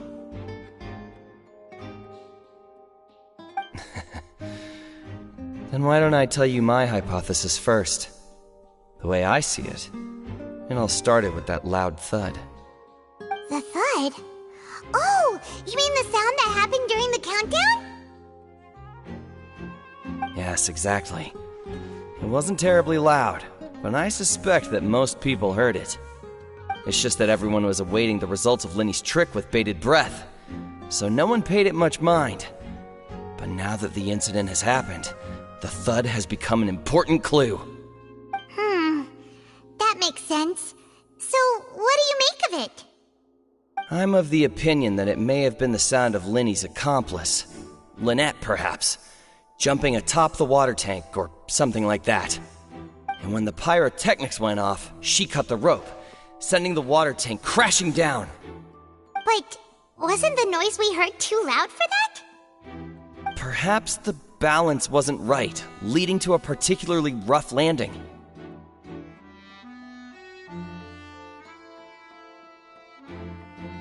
Oh, that's true. I suppose I must reconsider. That does remind Paimon, though. What was with that sound?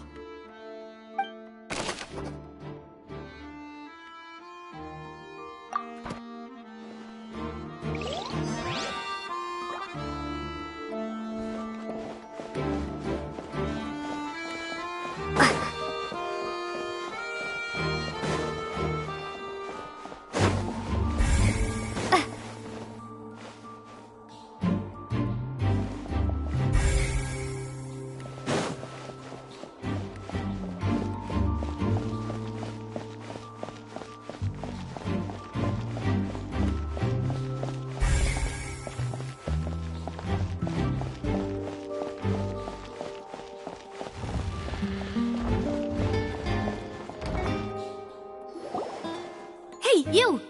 Yes, both of you! Over here! I've been keeping an eye on you for a while now. Huh? You mean us? That's right. If I'm not mistaken, you're also among those who wish to cut down the thorns and pursue the truth. No? And by the looks of it, you're not from Fontaine. Well, you're right on the more about that one, but who are you? Have you never heard of the Spina di Rosula?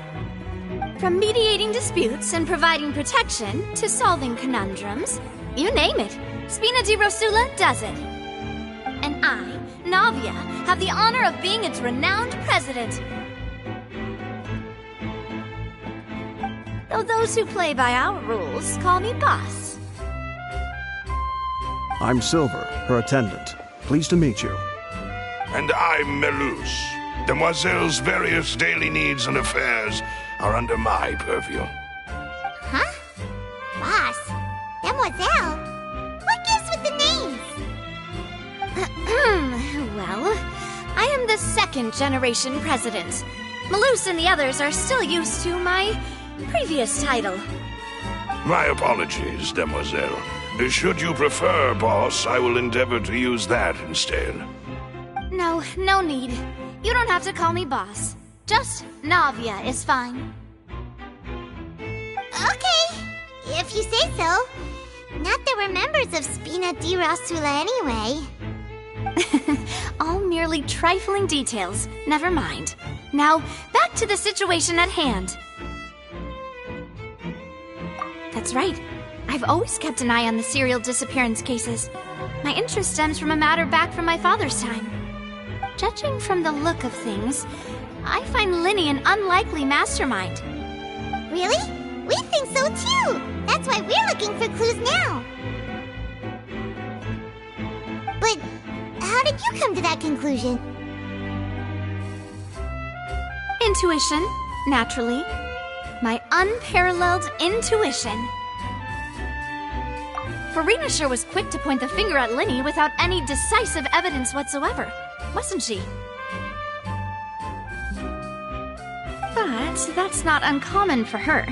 If you remember, the Justice had to interrupt her and ask if she was pressing charges just to keep her from getting carried away.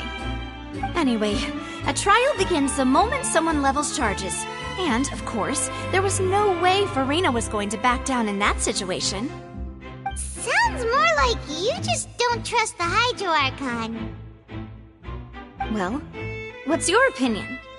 I must admit that she can be interesting at times, but liking her doesn't mean that I'll blindly agree with her. All right, I've answered your question. Now, it's time you answer mine. Wait a minute! Did that answer count? Well, I say it does. But don't worry, you won't hear any pointless questions from me. In your opinion, do you think it's right to treat a trial like it's an opera?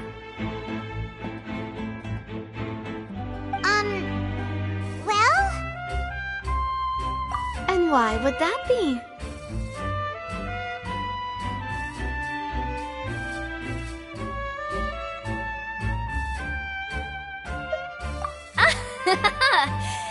See, Silver and Melus? I told you they'd be different. Most astute of you, Demoiselle. I, too, think that the Traveler's response was most excellent. No matter how wonderful the script or how fervent the audience's expectations may be, the trials that go on stage here must be based in fact. And if that can be done, boss, then... All right, that's quite enough, Melus. Anyway, I like your answer. You pass with flying colors. Now, I need to make some preparations, following which our joint investigation shall commence. You two shall be my assistants. Wait! Since when did we become assistants? Oh, well, I can be the assistant, sure. Or your companion, if you like. I'm really not that fussy. That's more like it.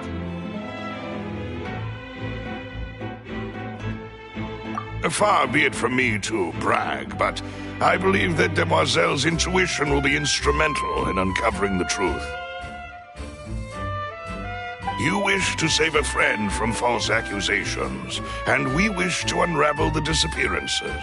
In this sense, our goals are aligned. You have a point. You're quite the talker, aren't you, mister? And what about you over there? What do you think?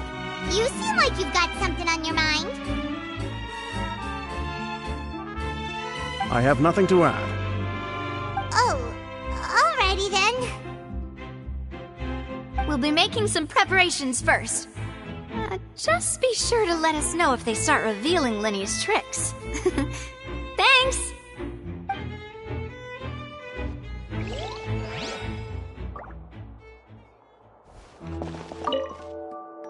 Speaking of that, I think magic shows would be very popular in Poisson.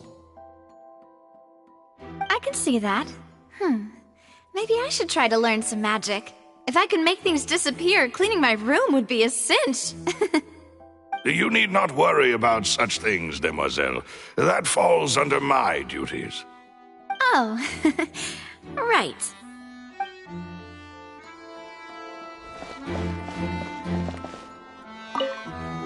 Speaking of that, I think magic shows would be very popular in Poisson. I can see that. Maybe I should try to learn some magic. If I could make things disappear, cleaning my room would be a cinch. You need not worry about Oh.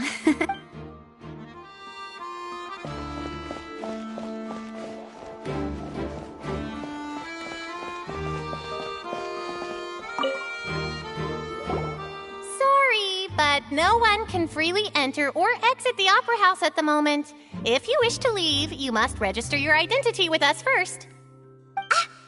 No, we're not leaving. We're representing Linny and Lynette as attorneys, so we're investigating the case. Were you always guarding this entrance? Yes. After the Chief Justice gave the order, everyone coming in or out must undergo a strict inspection. So, the missing girl couldn't have left from here. At least, not from that point on. I doubt there was much opportunity then, either. Because I was in charge of security near the entrance at that time.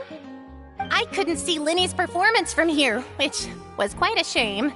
Just my luck. But still, I did not abandon my post, and I stayed put no matter how loud the applause was. If someone had so much as even approached the door, I would have noticed it, let alone if they had tried to leave.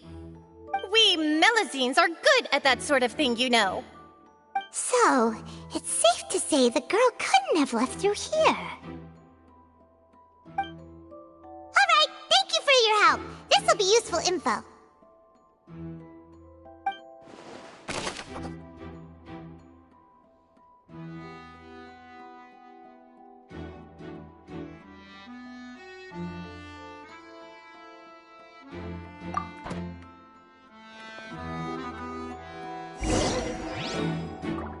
Everything of note here at the performance venue. Paimon wonders how Linny's discussion with the guards is going. Let's go see, shall we? Ooh, things are getting interesting, huh? We're about to see how magic is made.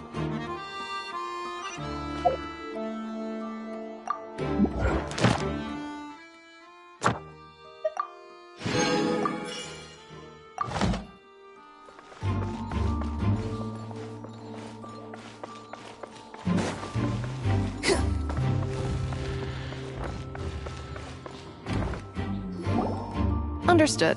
Then I will be going with you. Just so you're aware, I will be monitoring your actions and making notes as necessary. Very good. Thanks for being so agreeable. I'd pull a rose out of my hat as a gift for you if I could. You may spare the pleasantries. I'm just doing my job. You've arrived. Who's this? Me? I'm Spina di Rosula's guardian angel. If you've got a problem, I've got the firepower. Sorry, I got a little carried away there. Call me Navia. I'm a partner of theirs, and will be helping investigate this whole situation. And these are my companions. Would you mind if they join as well? Fine by me. Oh, new helpers?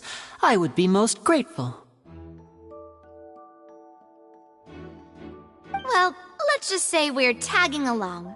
It's not every day you get to see the secrets behind magic performed on such a large scale. I appreciate your kind interest. Come with me. We'll be heading below stage.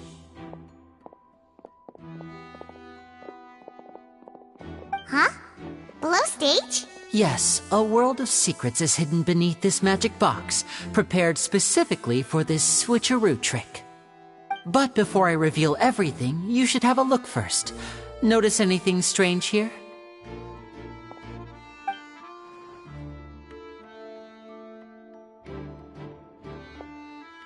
I'm not trying to be dramatic. Remembering the details of a trick will help you understand the methods used to perform it more easily. Huh. Weren't there balloons and other decorations here? Where did all that go? Ah, good eye. That said, you're still far from discovering the answer.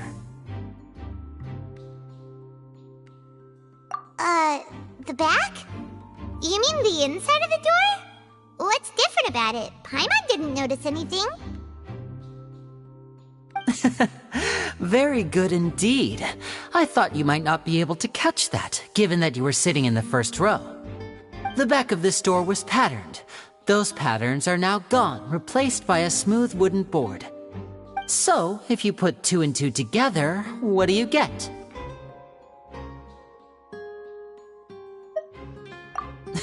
Exactly. All right, let's go. I'll tell you how it works as we head down.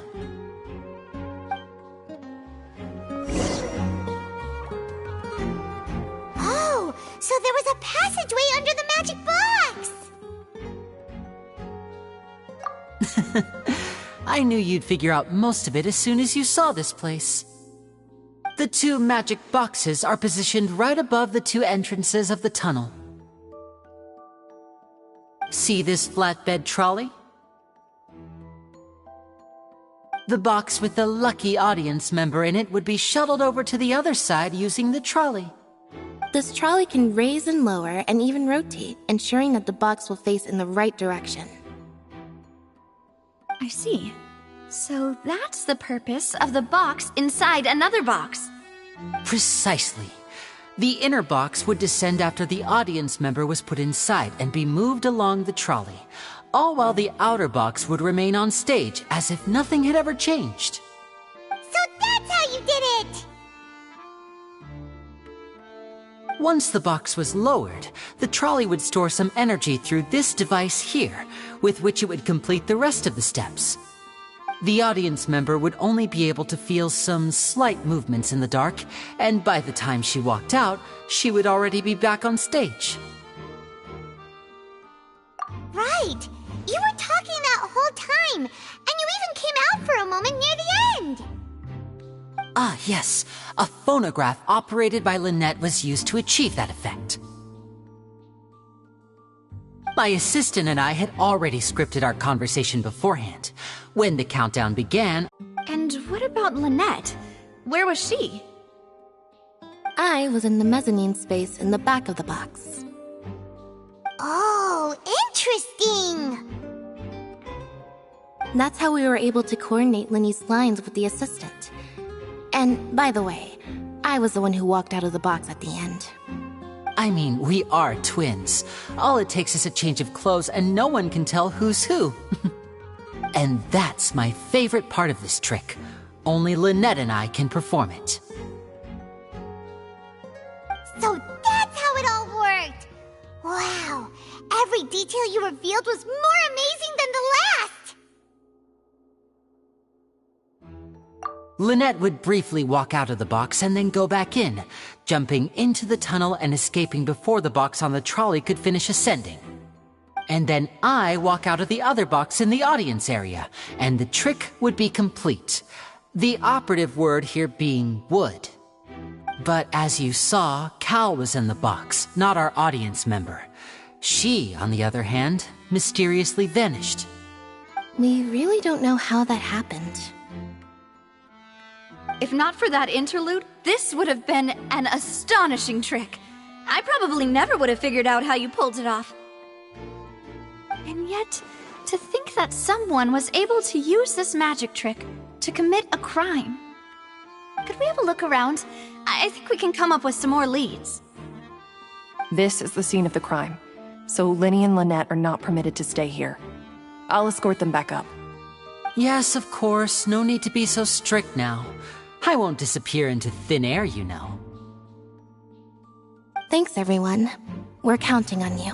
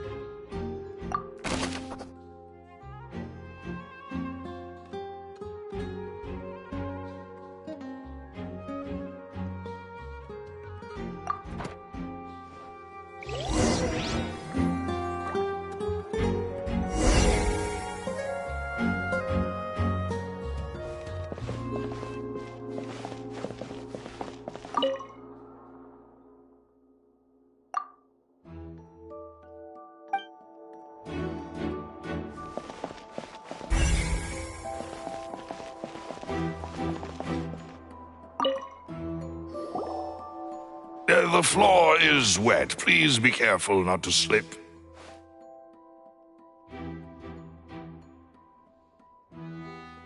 Speaking of which, why would there be water here? Oh! Paimon knows! It's one of those tricks where you pour water into a jug and then flip the jug over only for the water to disappear? And here's a broken vase! Huh. Did the trolley knock it down while moving? That can't be. The trolley moves along tracks from start to finish. It couldn't have hit the vase at this distance. Let's note this down too and think about it later.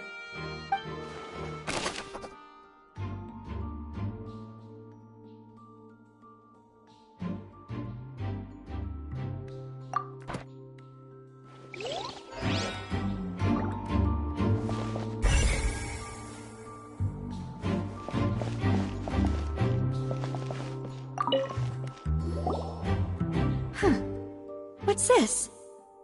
Looks like a hook tied to the end of a rope. Huh? There's all kinds of odds and ends here. Perhaps it was a prop for a different trick. But why would it have been left here? Whatever it is, let's make a note of it first.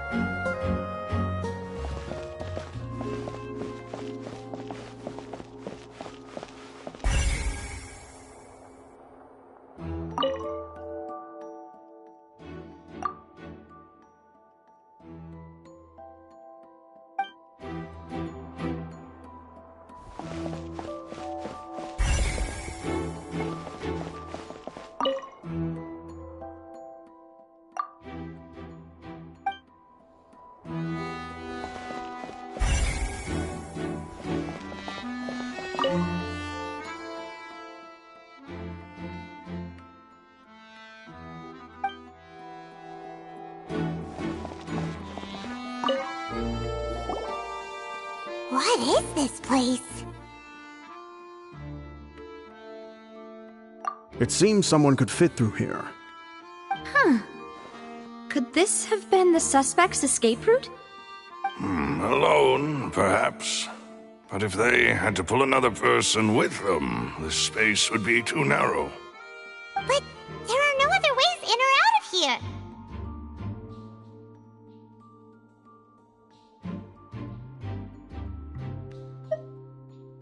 Oh, you're right! Let Paimon write that down.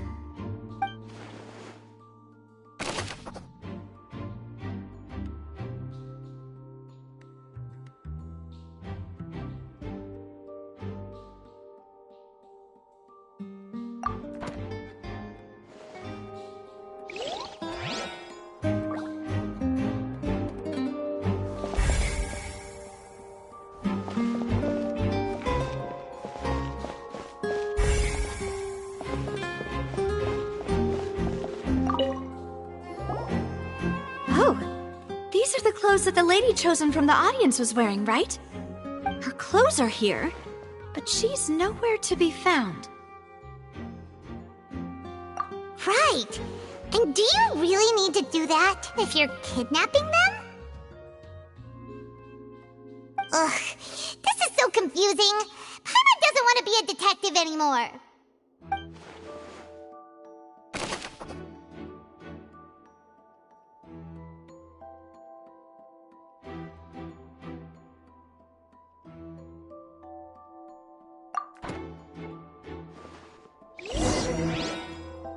Seems we're just about done investigating down here. Yes, let's head back up.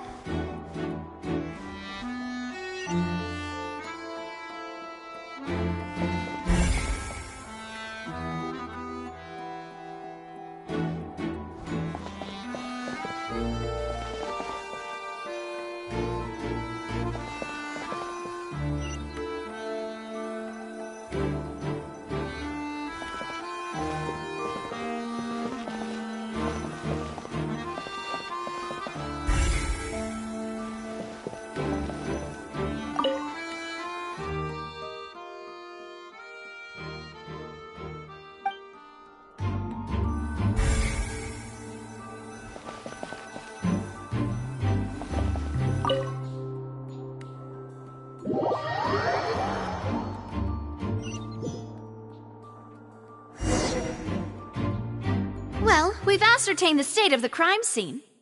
Let's find a place to sort out our findings once Malouse returns. Seems to me that there are several things that don't add up here. Apologies for the wait, demoiselle. So, what did the guards say? Did the criminal escape through the vent? They believe the odds of that are very low, since the vent leads to the Opera House's basement. The guards have checked the area carefully. No one left through the basement during the performance or after the incident, and no one was found hiding there. So the tunnels become like a secret chamber then! You know, like the kind you usually see in novels! The plot thickens. Halsey's disappearance and Cowell's death are both quite inexplicable. No wonder Farina was so confident in her accusation. All the current evidence points toward Linny and Lynette. In other words, the charges are very likely to be upheld unless we make some considerable progress. Charges and then trial. So if the charges are upheld, they'll announce a sentence? That's right. This is how a trial goes in the Opera House. During the proceedings, the Chief Justice and the Oratrice will hear statements from both sides. That's right. This is how indemnitium is produced. The statements from both sides, the defenses from attorneys, witness testimonies, and even the audience's emotions will all be projected on the Oratrice. To put it simply, it's as if the Oratrice has its own will, and is a judge in its own right. This also precludes any kind of favoritism on the part of the Chief Justice. Not that this has ever happened anyway. Once both sides have finished speaking, the Chief Justice will make his final decision. This, too, will be used by the Oratrice as a reference. Then, finally, the Oratrice will be consulted by officials. The result it returns is the will of justice itself. Huh? So that machine is the one that actually decides? Paimon thought Neuvillette called the shots. In practice, there is very little difference. Both have always come to the same judgment, which is why people have great faith in the Chief Justice. Ah, yes, the guards also asked me to convey that none of us will be allowed to leave this place before the trial. Huh? Why? Because we've chosen to act as the twins' proxies. That makes us persons related to the case. They're concerned that we might be colluding with outside parties, or that we might find outside help to disrupt the case. And even if that were not so, it could prove problematic if we happen to spread key information about the case ahead of time. I'm ready to break out at any time. Whoa, whoa! There's no need for that! Paimon thinks they have a point. That said, are they providing food? Of course. I just hope you don't mind the lack of options. I'm afraid that catering to all tastes is not in the cards, nor is any guarantee of balanced nutrition. In that case, let's just sort out our findings together here. Pity. I was hoping to take you to try some of Fontaine's famous desserts, too. I mean, what better way to properly think through our findings than over some tea and sweets? Huh.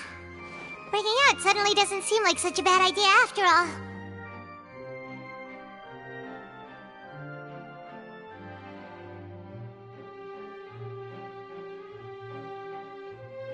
Just kidding! Just kidding! Paimon will still do her best, even if there are no snacks. What do you mean, no snacks? Of course we'll have snacks. If we cannot buy some, then we'll simply make some. Huh? Here? But how? Understood, demoiselle. Everyone, please come with me.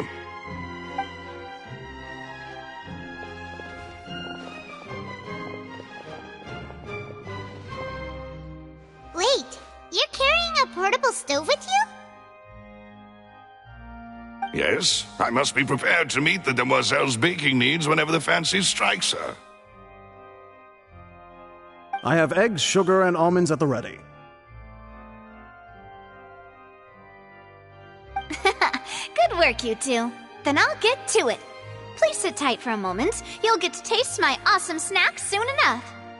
These three are quite the interesting group.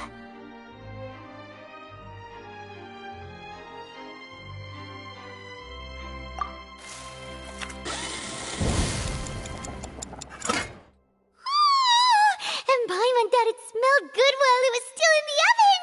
Oh, it's even better now. Paimon can't stop drooling. From the way you had these two guys carrying all that stuff around, Paimon thought you'd have them do more during the baking process. But you ended up doing the entire thing by yourself! Beating the egg whites, grinding almonds, everything! I was applauding. And I was giving encouraging smiles. Paimon was just thinking, aren't you worried about getting your fancy dress dirty beating egg whites and baking like this?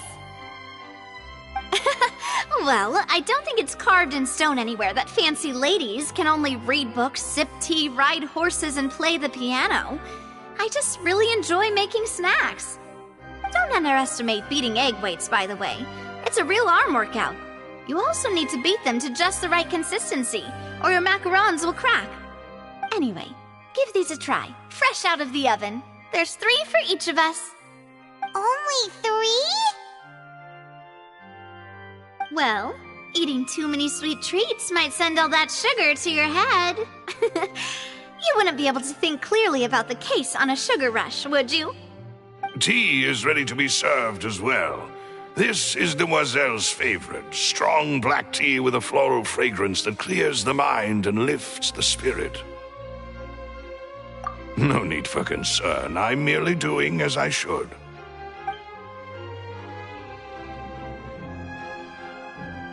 All right then. Down to business. As Paimon mentioned previously, the tunnel seems to be something of a secret chamber. However, we can assume that Linny and Lynette were not alone within it. Some criminal also occupied its sealed confines. The magician twins could have committed the crimes, of course, but they lack any logical motive. Exactly! Why would they do such a thing right when everyone was watching?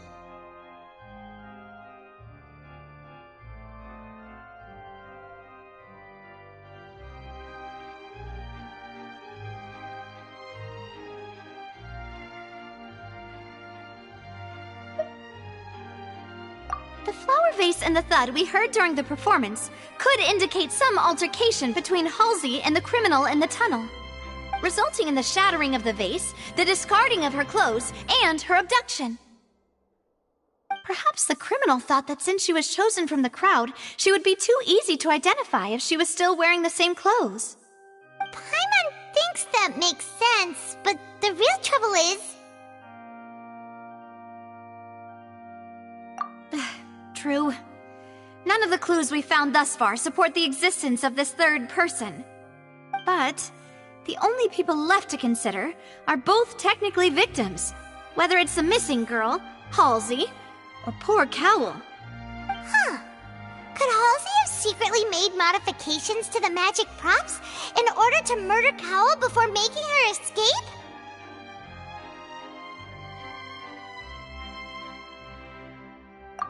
That's right. And even if she had tampered with the setup, she would need to understand the entire trick to pull it off. Nor does she have any motive. The guards said that she has never had any dealings with the magic troop's members. Were we not thorough enough in our search? From the sound of things, this is turning into an impossible case. Your macarons are amazing though, Navia. They smell great! They're nice and crisp and super sweet! They are my specialty after all. And I see you've already had 5 of them. What? 5? Oh, that can't be right! Paimon only counted 3! Honest! Please don't worry about it. At my age, a few less sweets might actually be a good thing. No! Being greedy is one thing, but Paimon knows how that account. Besides, Paimon knows that if she ate too many, then others wouldn't have enough. And you don't believe Paimon? How could you? If Paimon ate those 2 extra macarons, then may they turn into stone in her stomach! All right, we get it. Well, I suppose one of us might have gotten too engrossed in our chat and eaten them by mistake. No big deal. Maloose, set up the stove again if you would. Huh? What are you doing? Making sure everyone gets 3 macarons, of course. Exactly. We don't want to trouble you. As you wish, demoiselle. And I have the egg, sugar, and almonds. Well, this really is your hobby, huh?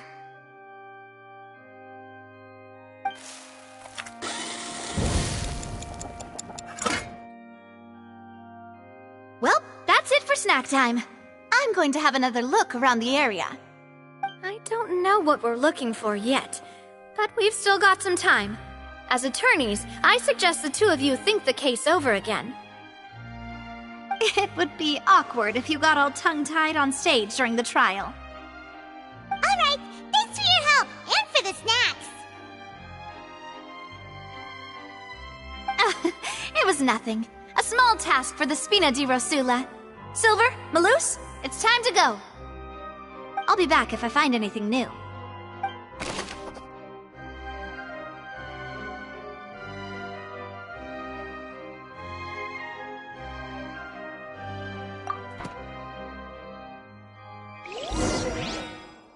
Alright, it's time to put our heads together. We've got to get our defense ready for the trial.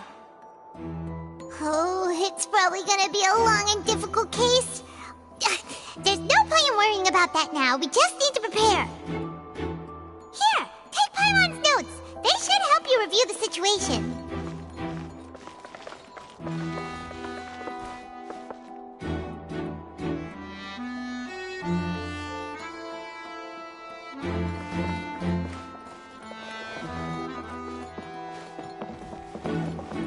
Behold!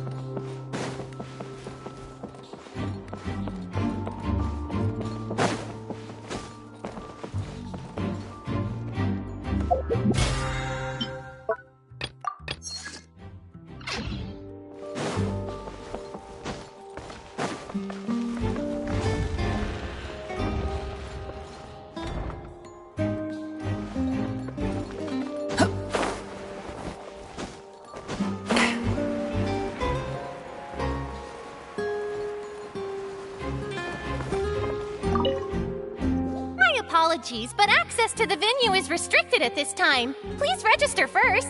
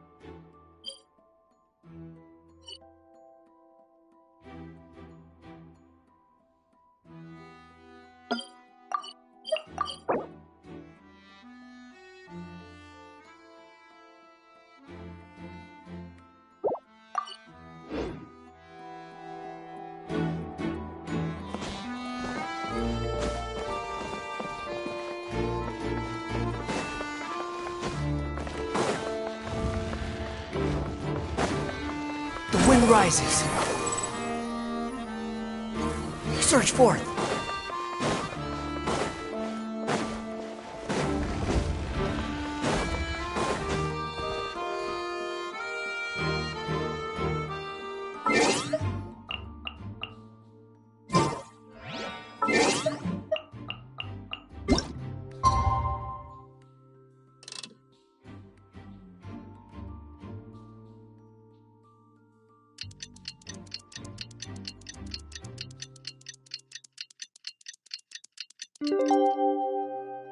There's no such thing as pure freedom in this world. Even the wind cannot blow on forever.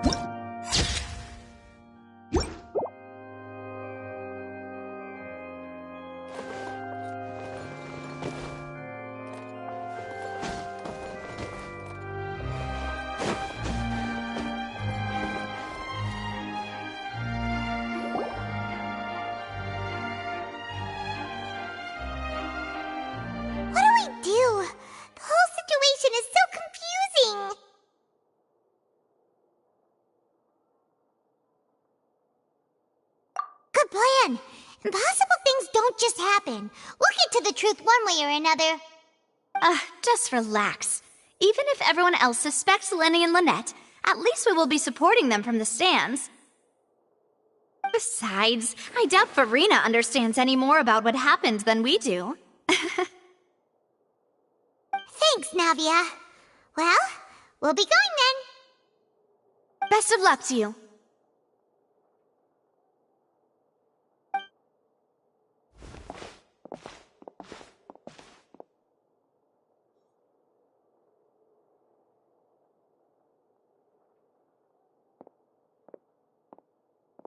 Finally, you're back.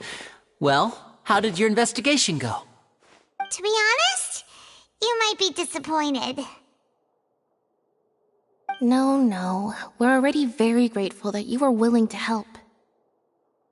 Well now, don't you all look disappointed. Don't tell me that your investigation came up empty-handed. That was to be expected, of course. The guilty can never produce proof of their innocence. But don't let that stop you. I shall be terribly disappointed should you, my most anticipated foe, concede so easily. Since both parties are present, I declare that the trial regarding the magic show incident is now in session. Firstly, in order for the audience to understand the causes and results of the incident, could we please have Mr. Linney explain the trick? Yes, of course. I will explain while Lynette demonstrates on stage. All the necessary items have been prepared.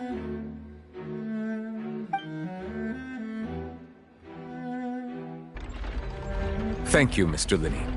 In that case, I take your statement to be that you ran to and remained hidden within the magic box in the audience stands once the trick began, and thus could not have committed the crime. Is this correct? Yes, that's correct, Your Honor. In that case, I call upon the prosecution. Lady Farina, do you wish to refute his statement in any way? Why, of course I do. Allow me to take the first shot and break this case wide open. Mr. Linney is clearly lying. There is no way you could have been in the box the whole time if you were to abduct Halsey and murder Cowell.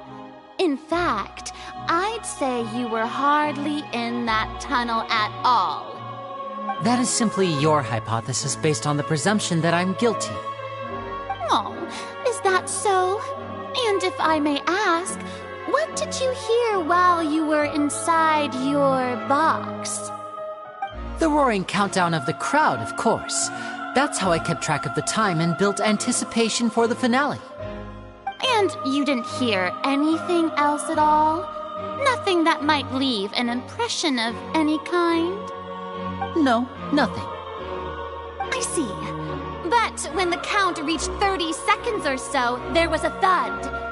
One so loud that I believe practically everyone heard it. Huh? Hey, hang on. Something's not right here.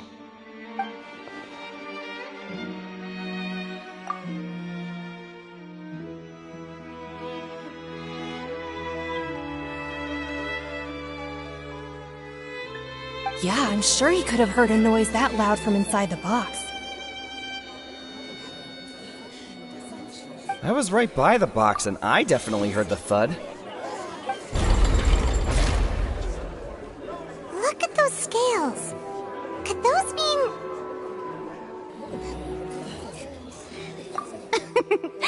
Well then, ladies and gentlemen, allow me to use the words of the magician himself. You never know what can happen in the blink of an eye. Indeed, it seems his alibi can also collapse in the blink of an eye. Of course, I have armed myself to do far more than smash your alibi. Confidence cannot go unfounded, and my foundations are rock solid. Tell me, aren't you and Lynette actually from the House of the Hearth? The House of the Hearth?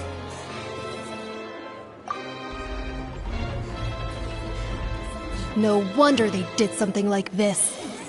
So the serial disappearances were the ƑөŨыö's doing. Now it all makes sense. I've got a feeling that what happened on stage probably wasn't just an accident. That's irrelevant. Our identities have nothing to do with what happened. Indeed. Then perhaps you could tell us everything that happened during that 1 minute. Your first priority is to prove yourself innocent after all. I'm sure there is little that needs to be kept secret now. Unless your script already has holes in it. The Outlander is speechless.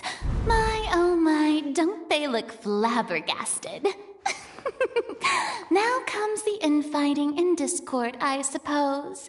This was almost too easy. Good thing I made all those preparations. Seems the all-nighter I pulled last night is really paying off. Hey, Linny! Why didn't you tell us this before?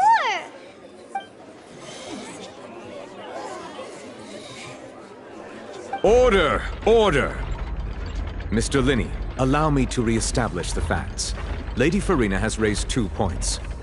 First, when the thud was heard in the Opera House, you were neither in the box nor the tunnel. Second, you and Ms. Lynette are both members of the House of the Hearth. Are these claims true?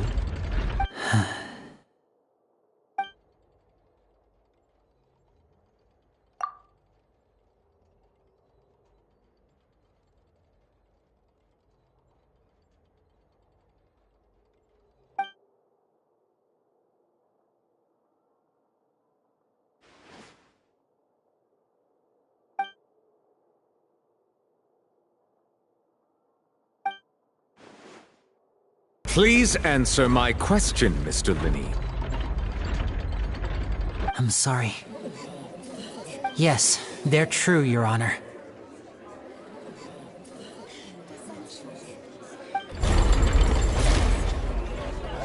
I knew it! Well, that's it. We might as well move on to the sentencing already. What should we do now? Granted.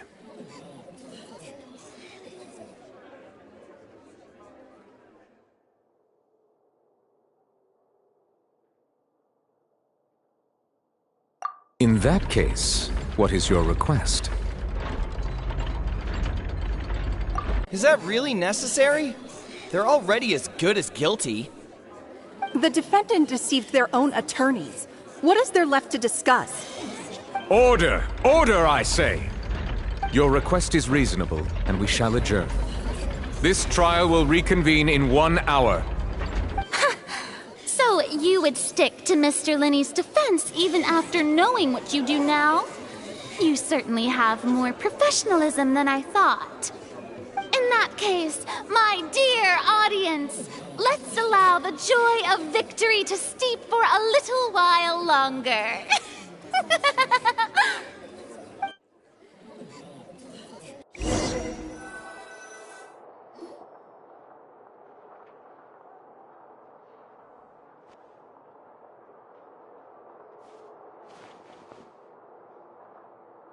Well, this is awkward. I didn't think the Hydro Archon would dig all that up.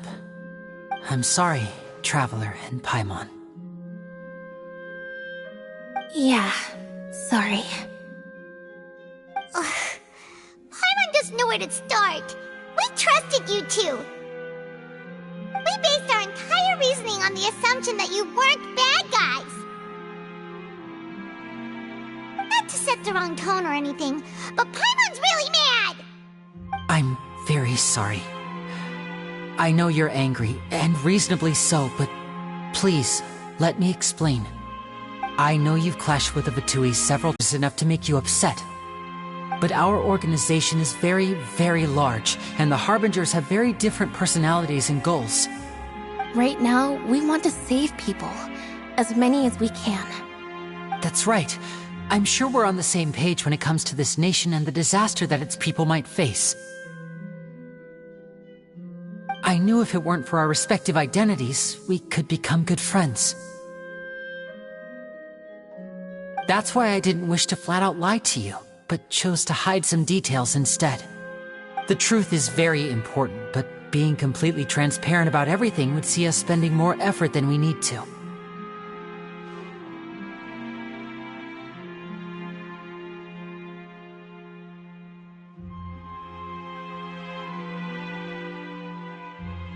Right.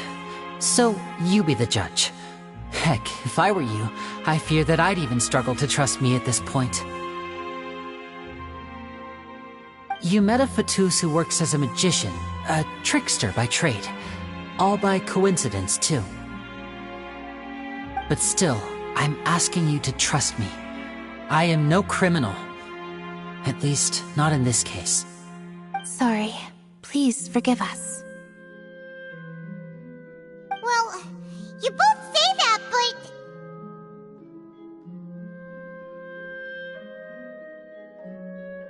Right, let's hear your answer first, and no lies now! Of course. I'll answer any question you ask. We've been trying to find out how the Oratrice operates. We want to know why it has a consciousness. Why can it deliver sentences accurately? During our investigations, we learned that the machine's core is beneath it.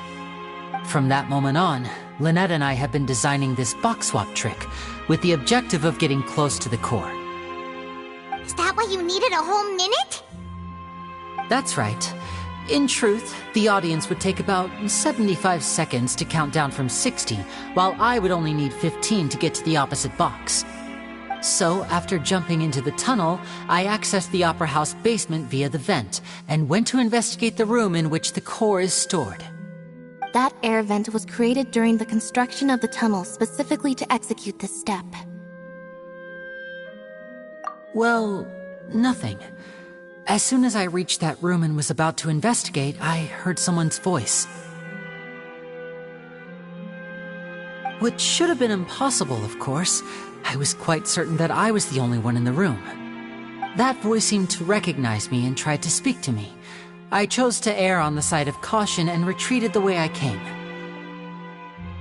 On the way back, I saw the broken vase and the clothes on the ground, but the countdown was almost finished, so there wasn't time to give it any thought.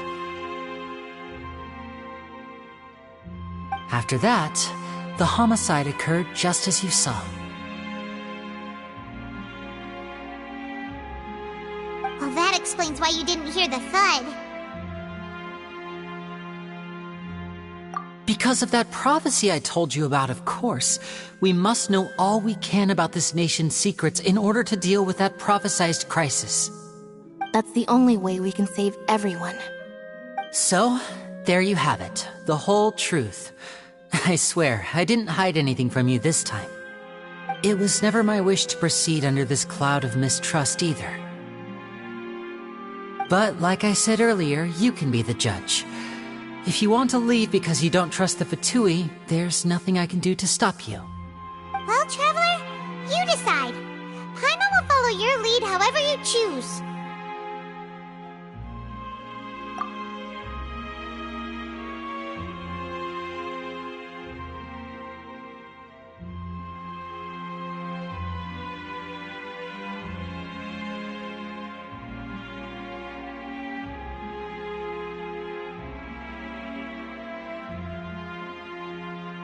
Okay, thank you. Thanks for giving us a chance. The current problem is that the scales are tipped pretty badly against you two. If we want to refute the Hydro Archon's accusations, we're gonna need a seriously watertight defense. Huh?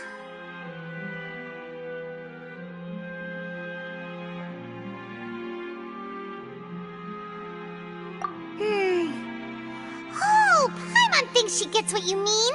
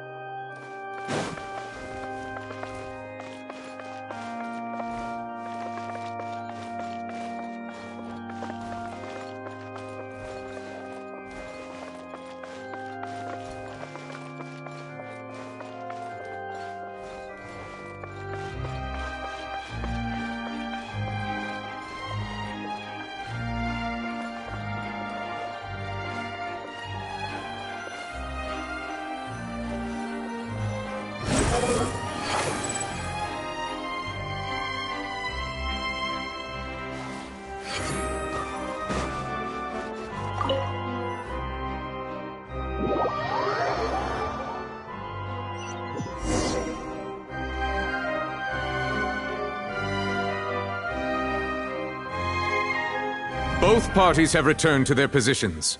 Let us continue the trial. When last we left off, Mr. Linney acknowledged the new evidence presented by Lady Ƒө骝nă as fact. Therefore, Lady ƑөŨnă may continue stating her reconstruction of the events. That took long enough. Now then, if everyone would lend me their attention. At this stage, let's revisit that scene from Linney's perspective.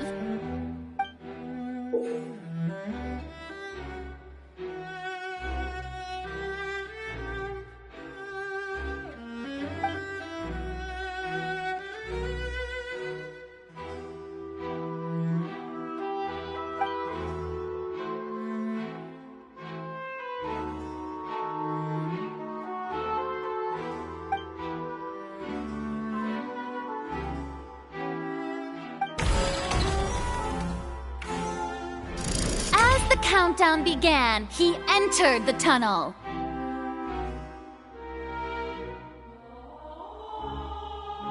When the flatbed trolley passed, he opened the box and got into an altercation with Halsey, which caused the loud thud. He did not realize that the sound could be heard by everyone in the opera house, which is why he claimed earlier that he could not hear the sound. Finally, he used the vase to knock her out, before making her change clothes to prevent others from recognizing her.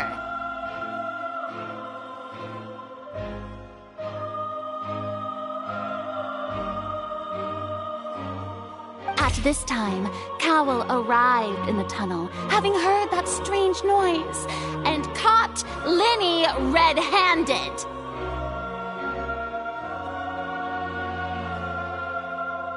So Linney proceeded to knock him out too before stuffing him into that box. Afterward, Linney passed the unconscious Halsey to his accomplice through the magic box in the audience stands, before operating the devices such that Cowell's death would be ruled an accident.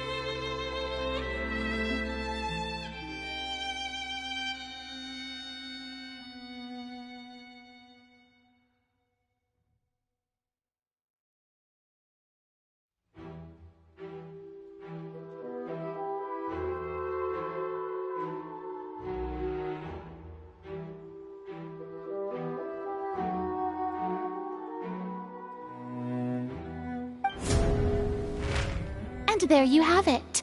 That's the truth behind what happened. Does the defendant's side have any objections to Lady ƑөŨÿ's description of the events? The key to refuting Lady ƑөŨÿ is the order of events. What Lenny experienced and what he saw.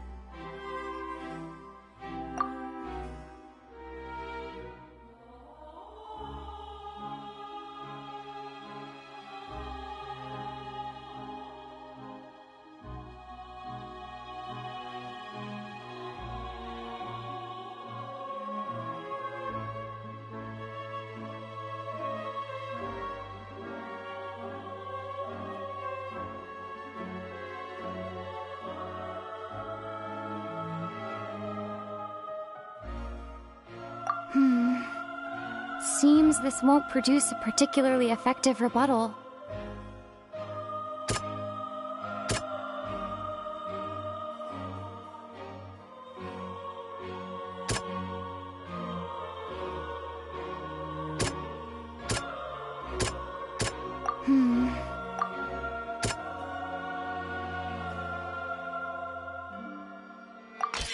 Lyney went to the room that contains the Oratrice's core.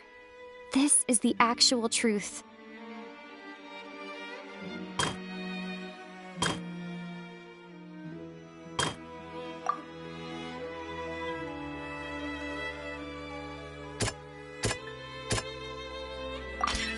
Lyney did not take part in the underground altercation. He only witnessed traces of the aftermath.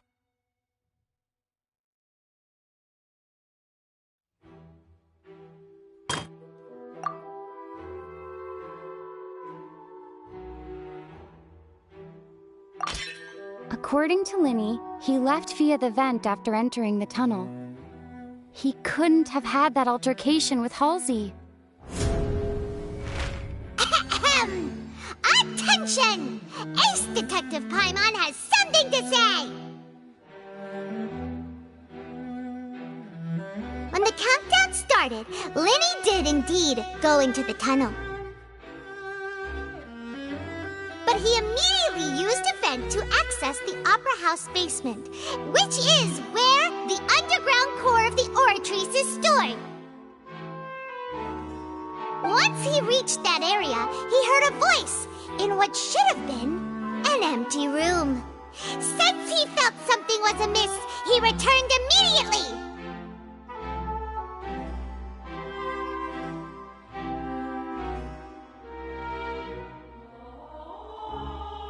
The crime scene had already developed by the time he reached the tunnel again, and in order to complete the magic trick, he did not remain there for any length of time. Finally, he reached the surface, and that was when the accident happened from his point of view. Therefore, he's innocent!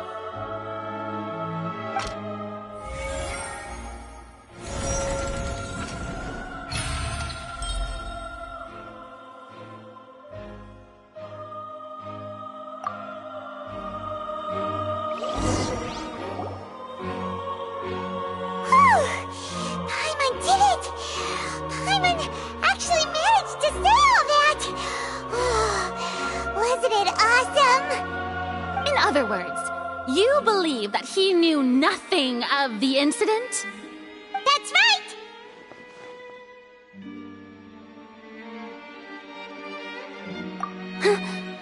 My reasoning?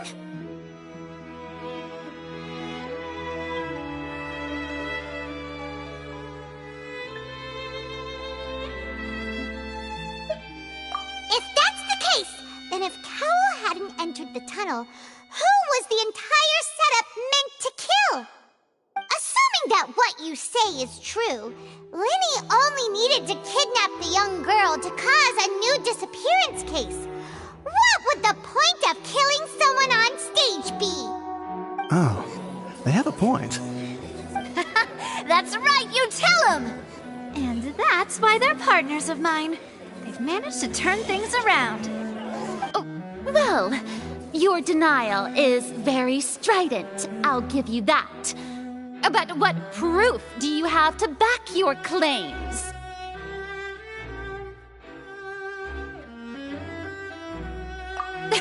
Of course I do. If he had been in the magic box the whole time, how could he have not heard that sound? Why do you ask? You're saying that he wasn't?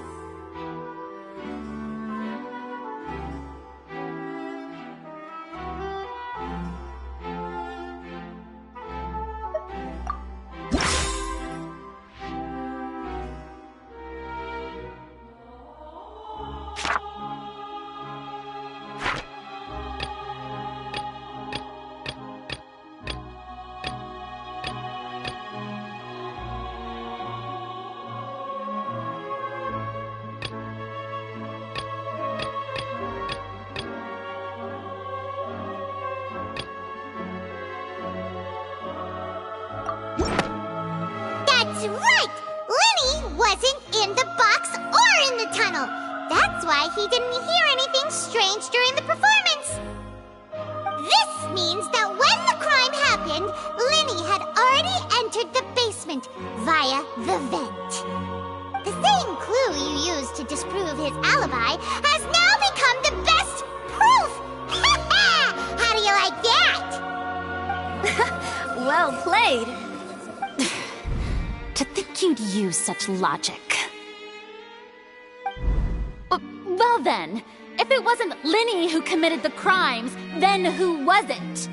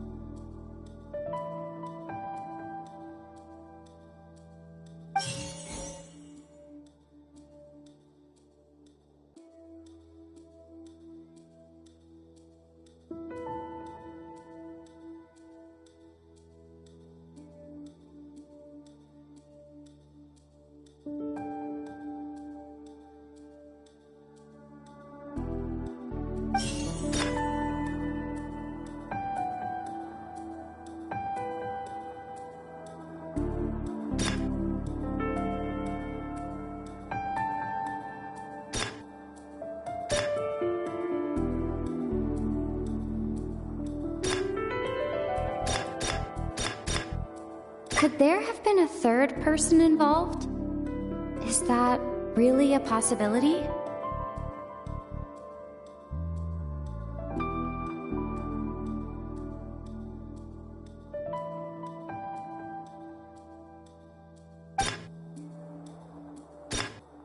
Halsey is the missing person and an ordinary audience member. Or did she have her own scheme all along?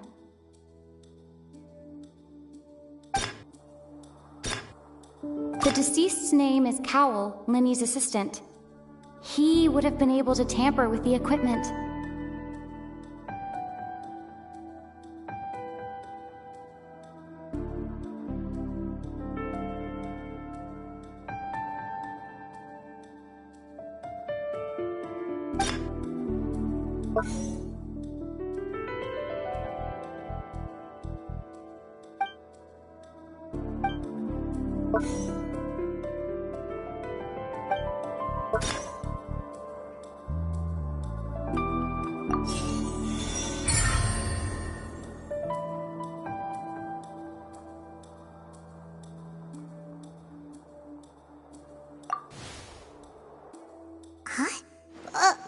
That can't be right.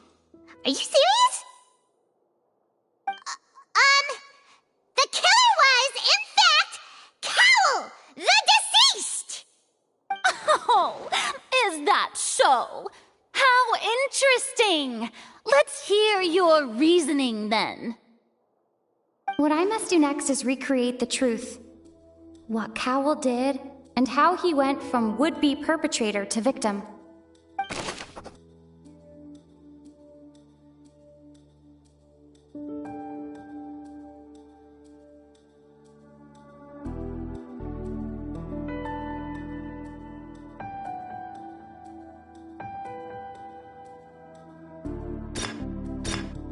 No one entered or left the opera house through its entrances. So, where would the criminal have wanted to take Halsey?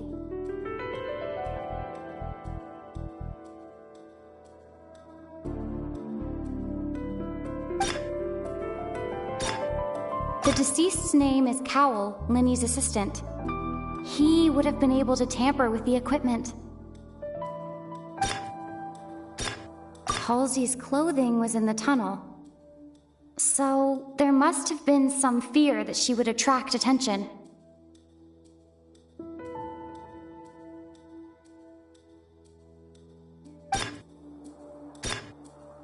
The sound we heard may have come from a clash between the missing Halsey and the criminal.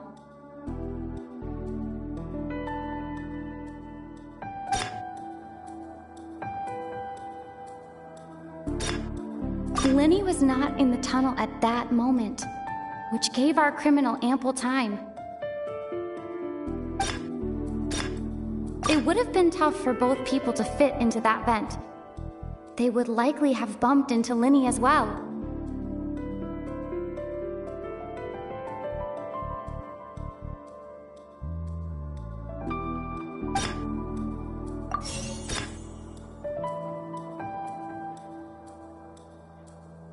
It would have been tough for both people to fit into that vent.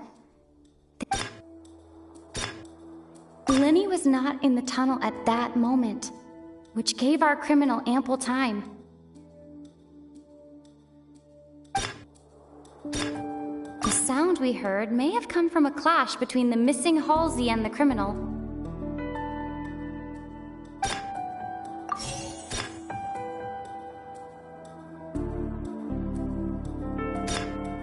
The deceased's name is Cowell, Linny's assistant.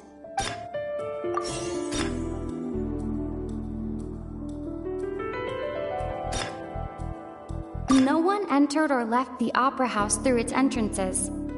So, where would the criminal have wanted to take Halsey? The sound we heard may have come from a clash between the missing Halsey and the criminal. It would have been tough for both people to fit into that vent. They would likely have bumped into Linny as well. Halsey's clothing was in the tunnel. So, there must have been some fear that she would attract attention.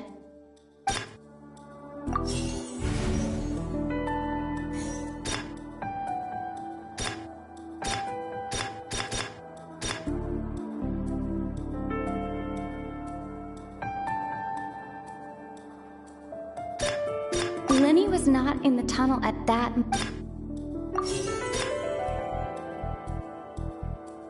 It would have been tough for both people to fit into that.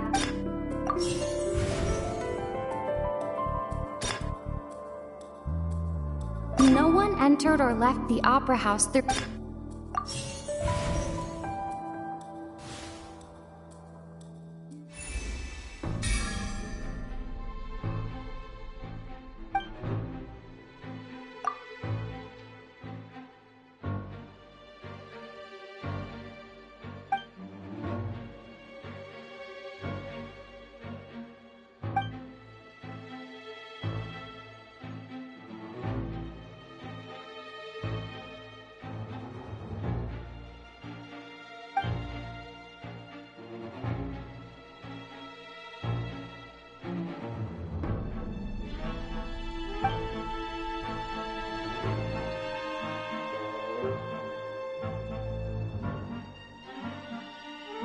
What's wrong, Traveler?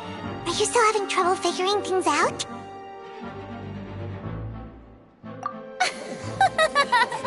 I see how it is. So this was all just a bluff. And here I thought you had something to show for it. But it seems you're still far from the truth. Look, since we're at a dead end, why not consider a different track? Just like the trick as it transpired, the end result must have been utterly different from the magician's initial design. If only we knew how Halsey disappeared. Well, that would be nice, but the tunnel only has 3 exits, and none of them seem very likely. And it's not like this is a magic trick where you can just make a real live person disappear. You know, like you did from that water tank, Lynette.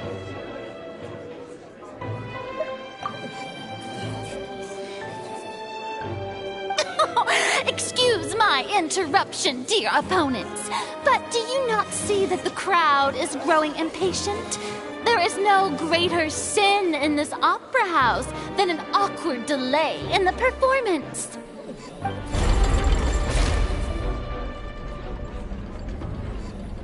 If the defense is unable to make further effective arguments, we will move on to the next stage of the trial.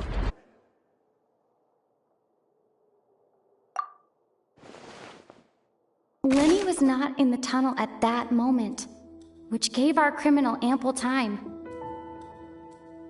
The sound we heard may have come from a clash between the missing Halsey and the criminal. The deceased's name is Cowell, Lenny's assistant. He would have been able to tamper with the equipment.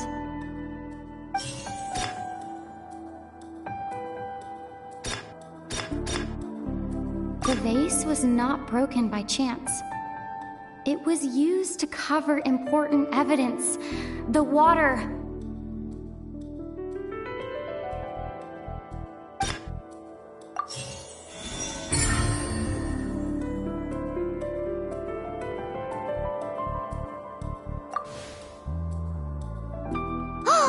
Paimon gets it! It all comes together if Halsey disappeared instead of being kidnapped. Lynette escaped from the water tank, vanishing gradually and leaving only clothes behind. If there's a similar method where a person could be transformed into water... Just a moment, please. I do hope you know how preposterous you sound at the moment. How could a person ever be transformed into water? This is reality we're talking about here, not some magic trick.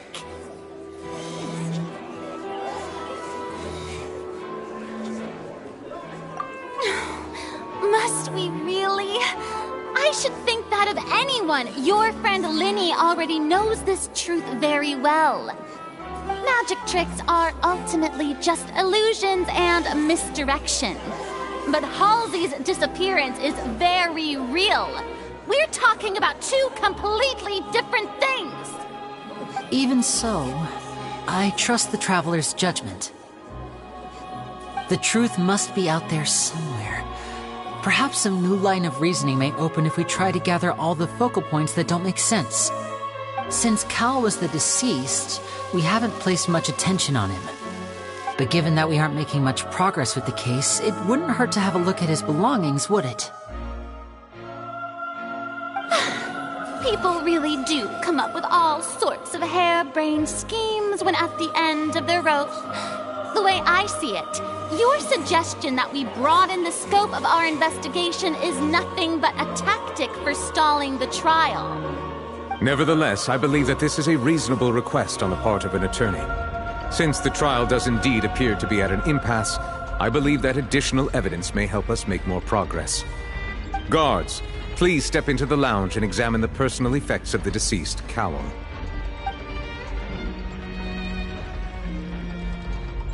We are still examining the items, but we have already made critical progress that we feel must be shared with everyone post-haste. We discovered several test tubes of fluid within Cowell's baggage, each labeled separately. The notebook in his backpack claims that these fluids are... water from the primordial sea. The primordial sea? The note's contents also indicate that Cowell belonged to an organization that sells illegal drugs and that he had an accomplice. The notebook has many entries concerning safe usage of these fluids, in which the keyword dissolve appears many times. One of these tubes was labeled Opera Epiclese, along with yesterday's date. It is empty. The notes also state that these dissolution properties work exclusively on people from Fontaine. It's likely that Halsey was chosen as some sort of test subject. As such, we believe that the defense's hypothesis is, in fact, supported by sufficient evidence. You've got to be kidding! People dissolving into water? Could something so ridiculous actually be true? Wait a moment. This reminds me of a certain prophecy, but it's just a coincidence, isn't it? Huh. If people can become water, does that mean that the water tank's real use was as a means to hide water stains? And if Cowell was targeting that girl... Wait just a minute. Could that mean... You two, with me, quick! Demoiselle, wait! What about your partners? Let's go. Just trust me. Order! Order! It is undeniable that further examination of the deceased's personal effects has yielded some surprising results, but we cannot yet verify the veracity of these clues. Still, let us assume that these clues are indeed authentic, albeit with the understanding that Ms. Halsey has yet to be found. Guards, please continue examining the items along these lines. Mr. Linney, it appears your hypothesis is supported by the evidence, so please continue speaking. Of course. Thank you, Your Honor. If we uphold this hypothesis, I believe that many of this case's seemingly unrelated clues can be connected together. Right! Like the metal hook! That one didn't make sense at all. Let's think about this. Cowell's methods must have something to do with that water from the primordial sea.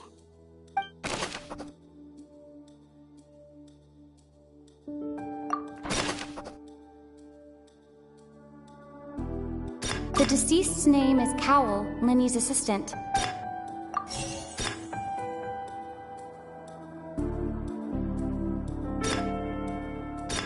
The water from the primordial sea should already have been prepped before Halsey entered the magic box.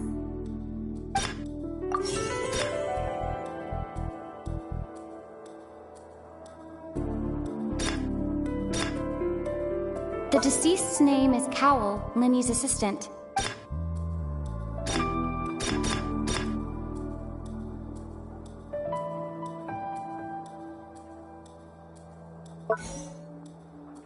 The water from the primordial sea should already have been prepped.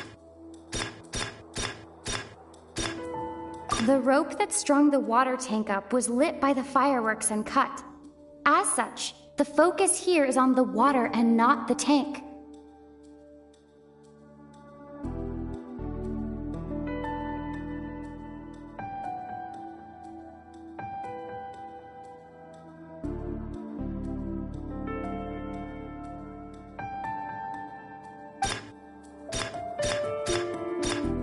Lynette was in the magic box on stage the entire time. Did she have something to do with this?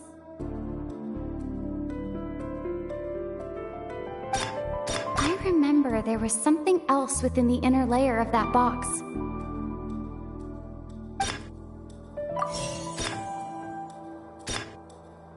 The water from the primordial sea...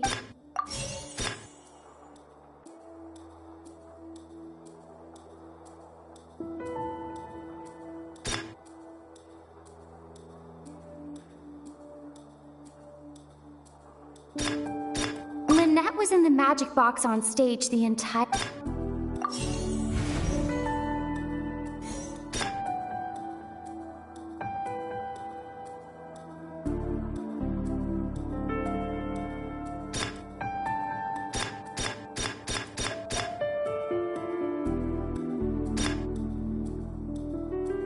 Lynette was in the magic box on stage the entire...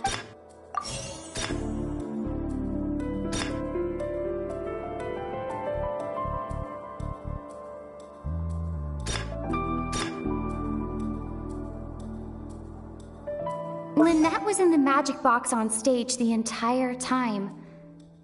Did she have something to do with this?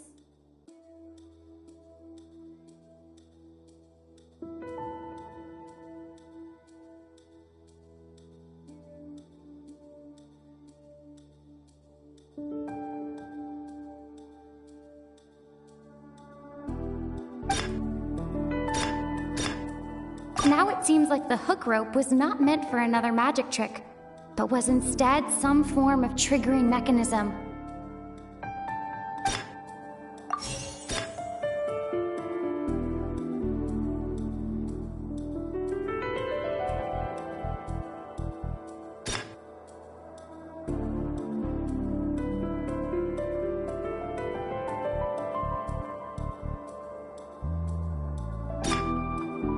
Now it seems like the hook rope was not meant for another.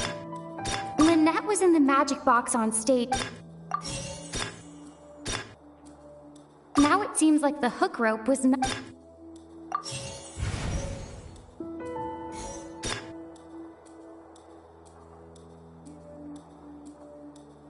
Now it seems like the hook rope was.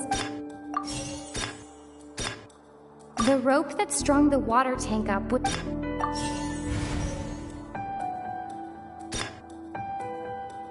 I remember there was something else within the inner layer of that box.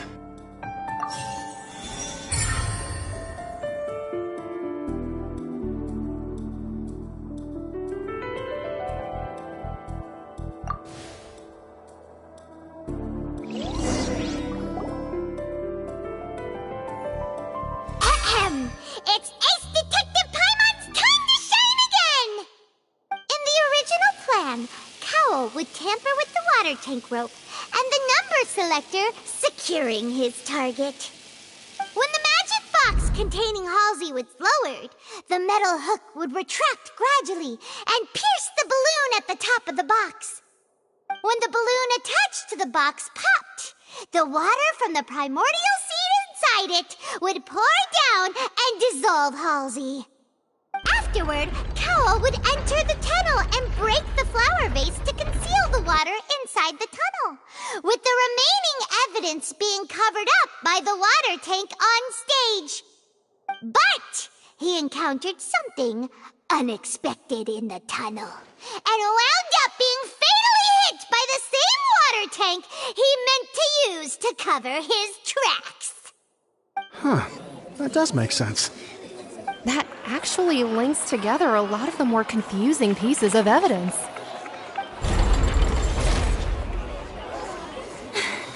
Oh dear, what do I do? Even I think they sound convincing now.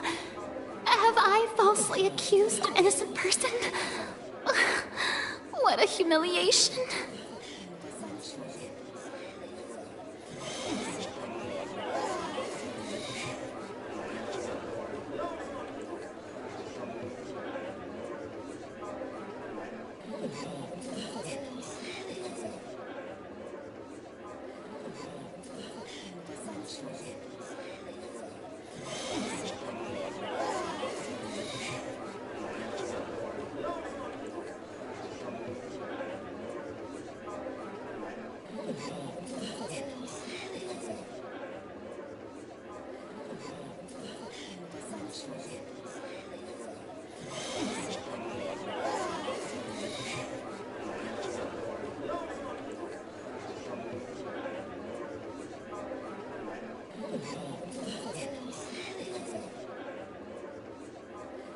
Now, it seems like the only point of contention remaining is the exact circumstances that led to Cowl's death. His notes mentioned he had an accomplice who could be related to the situation. On that note, the guards have just contacted me indicating that they uncovered new evidence. I shall now invite him on stage to share it with us. Thank you, Your Honor. We were just inspecting the luggage of the other people involved in this case. And we found an identical sample of the water from the primordial sea among Linny's personal effects. What? That can't be. Oh, I see. Well, how wonderfully comedic. of your own counterattack only to come back and wound you. Does this not clear all doubt? My dear citizens, my loyal audience, allow me to present my reasoning and bring this performance to a swift close.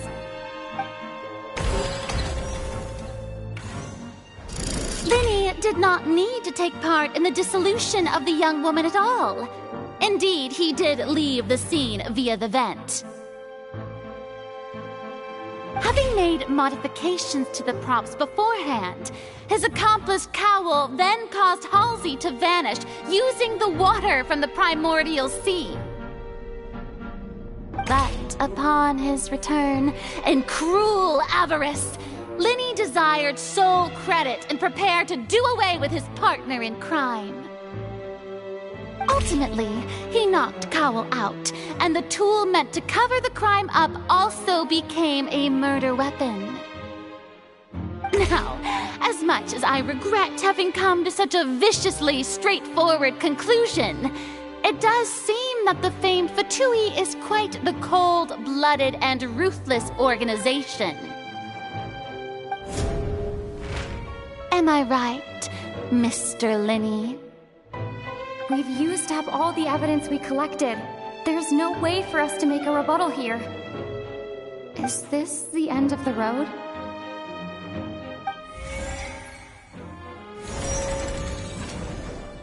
Oh no! Paimon can't think of anything either. It doesn't look like there's any way around this. Seems using the water as new evidence was too good a move. Oh, why did this have to happen now?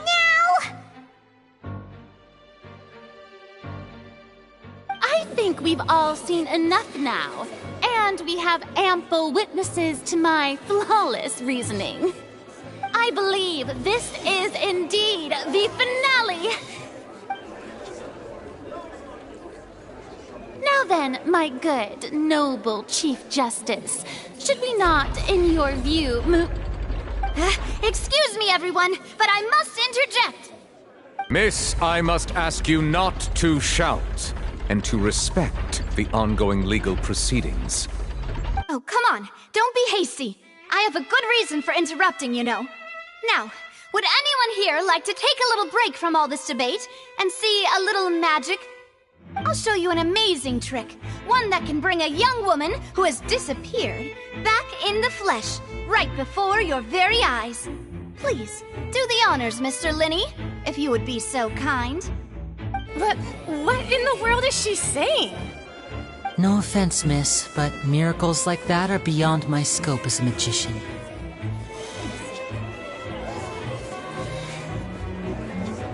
Come on now, don't be silly. Magic is all about misdirection, isn't it? It often conceals the truth while presenting a fascinating illusion. But once everyone believes the illusion, can't magic reveal the truth to them once again? And wouldn't such a trick be the most marvelous finale to today's performance? Come on, Linny and Lynette, give it another go. Don't worry. Spina di Rosula has made the necessary arrangements on your behalf. But, as the magic makers and stars of the show, I think I should leave the final performance to you. I understand.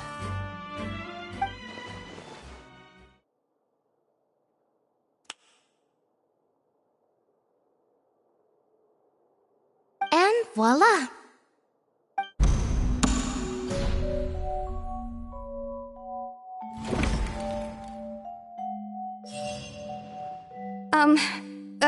Sorry for the interruption. Wait, isn't that Halsey? So the whole thing about people dissolving wasn't true after all? To be clear, I'm only here because this person told me that if I testified, the merit of doing so would lessen my sentence. I was hiding outside this room listening to the proceedings because I was afraid that I would be the one put on trial. I was just feeling happy that no one had noticed me, and then before I knew it, she caught me. That'll teach you to underestimate us three. Where should I begin? I'm sorry. I'm the one who killed Cowell. I admit it. What? Why? Firstly, my name isn't Halsey. It's Lillian, and I'm originally from Mondstadt. I heard that Linny's show was gonna be a real thriller, but I missed the chance to buy a ticket, so I stole one. That's how I make a living. I steal stuff here and there. And I'd never been caught before. But I was noticed at the harbor a few days ago, and I barely got away. Linny was the one who caught me in the act. Hey, no wonder you look familiar. So you were the thief! Linny even mentioned that you were pretty skilled. Well, and I thought that would have been the end of it, but then the number selector chose me. He even mentioned the Fortress of Meripede. That's a prison, isn't it? So you can imagine how shocked I was. I thought he was onto me for sure. So I played along with the show while looking for an opening to flee, but then I got water poured on me for no reason, and then someone jumped into the tunnel to nab me. I wasn't going to take that lying down, so I knocked him out and stuffed him into the box. There was nowhere to run from there, though, so I had to change my clothes and hide in a box containing performance costumes. I slipped out after the first guard arrived at the scene and continued hiding inside the opera house. Can a person even hide in there?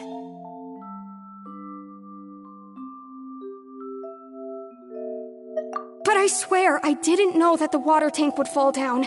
Really, I swear it. Had I known that, I wouldn't have put him in the magic box. I may be a thief, but I'm no killer. Well, that makes everything pretty clear now, doesn't it? This time, we need to tell the entire story from Lillian's perspective.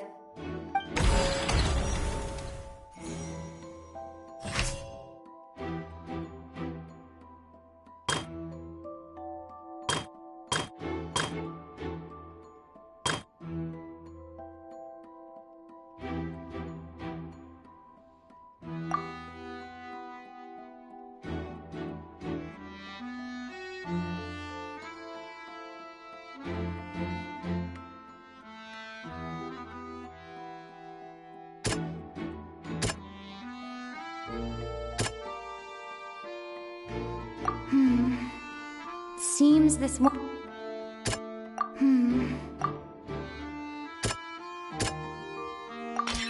The strange sound wasn't from a fight. It was Lily-Ann's attempt to break out when she was frightened.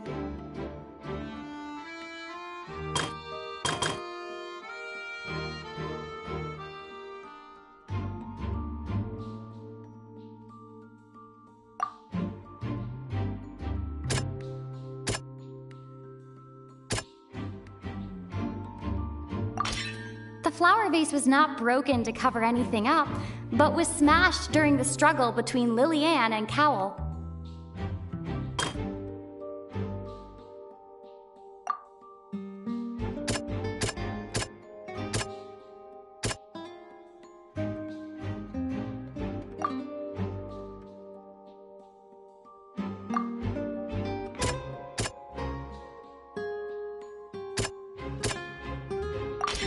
Lily-Ann was afraid that she would be recognized if she left, so she changed clothes and hid, biding her time.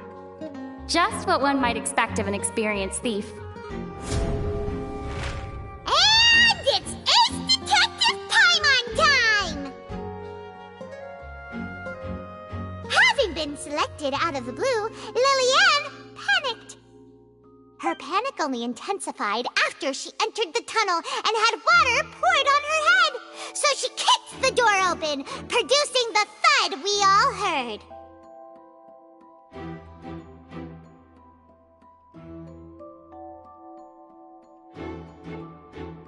Hearing the commotion, Cowell leapt into the tunnel, only to discover that Lily-Ann had not dissolved.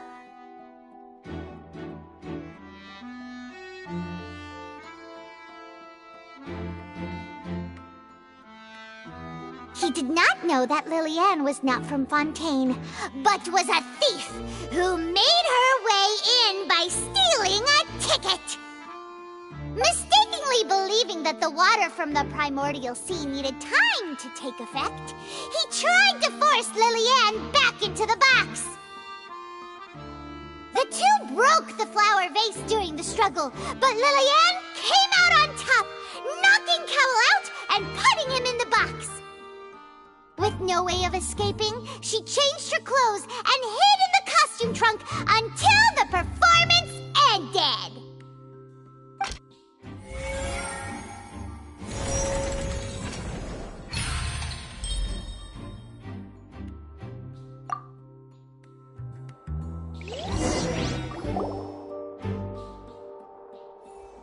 She knew that she would have to go through guard inspection if she tried to leave afterward.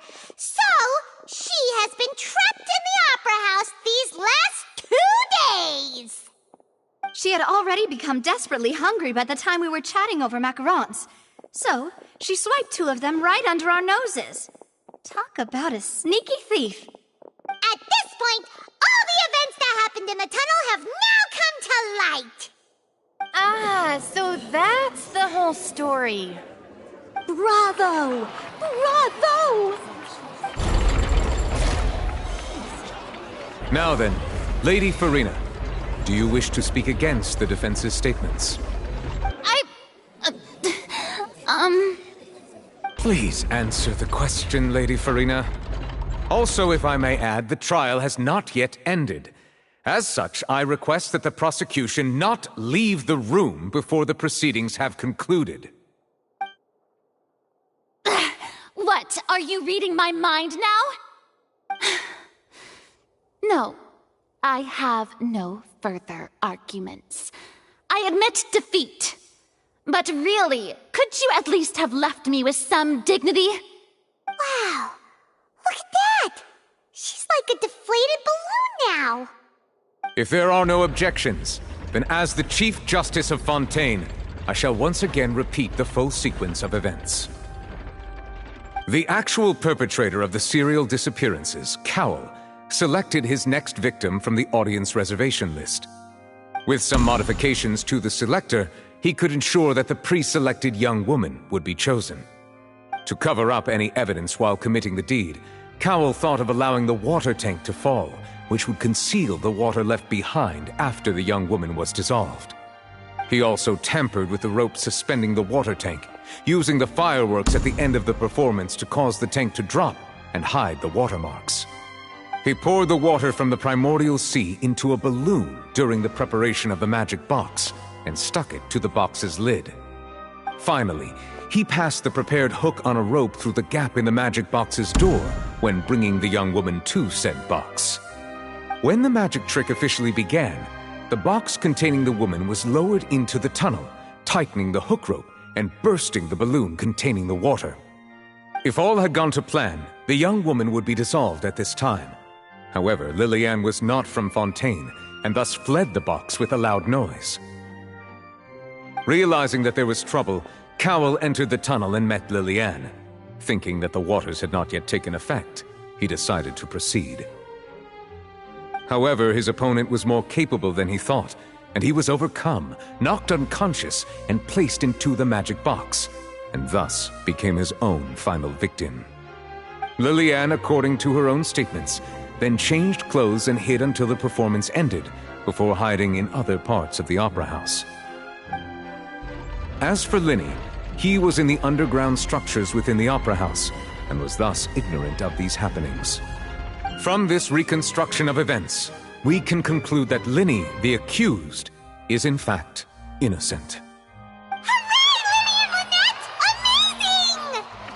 While there is much in Linny and Lillian's conduct that should still be investigated separately, this case, at least, can be handed over to the Oratrice to make the final decision.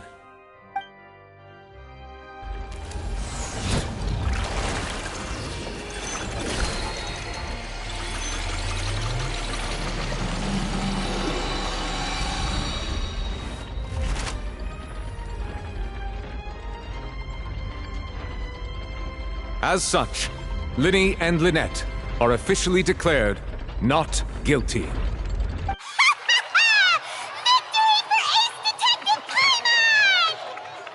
Great work, partners.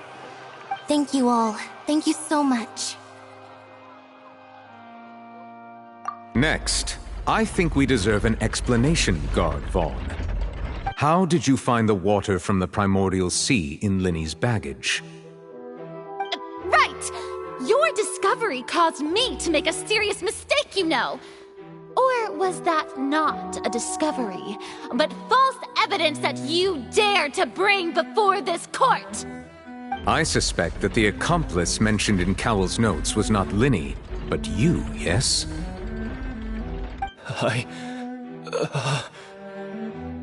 I'm sure you know what you must do to lessen your sentence. Speak quickly! Unless you want to earn yourself a one-way ticket to Coupon Town. I was just following orders. We were supposed to place blame for the serial disappearances onto Linny, and thus cause suspicion to fall on the ƑөŨĩ. The higher-ups said this was the best opportunity to do so. And now that your plan has fallen through, and the secrets of the water have been revealed, you have become a liability to said higher-ups, yes? Therefore, you would be wise to tell everything you know, and seek the protection of the guards. Yes, I'll tell you everything I know. Our boss discovered that the water can cause people to dissolve. It can also be made into a potion, which when extremely diluted, can cause people to experience unforgettable exhilaration. We've been in this business for a while now, and have made decent mora off it. The disappearances were also the boss's idea. I mean, this is the boss we're talking about.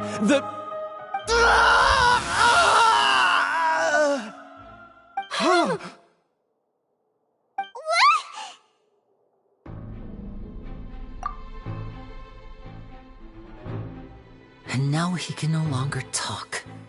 Such ruthlessness. I shouldn't have expected any less of them. An outrageous act. All present, please submit to inspection immediately.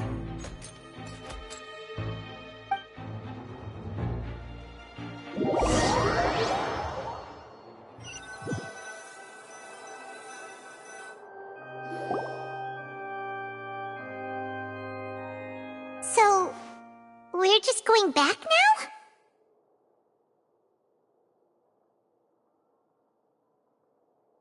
That's true, but...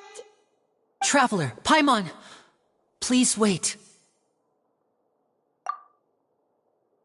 Linny... I know you may not want to speak to me right now. Maybe you don't even want to look at me. But still, let me thank you again for defending me to the end, even after you learned that I'm a member of the ƑөŨĩ.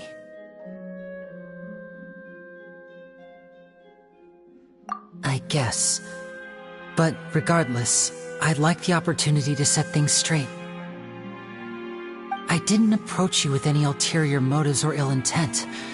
I've spoken to you as myself, just plain Linny this entire time. As for why I'm a ƑөŨĩ, it's because the goals of the House of the Hearth align with those of an orphan like me. That's all. That was how Father, who you might know as the Knave, approached recruiting us back then too. The Knave?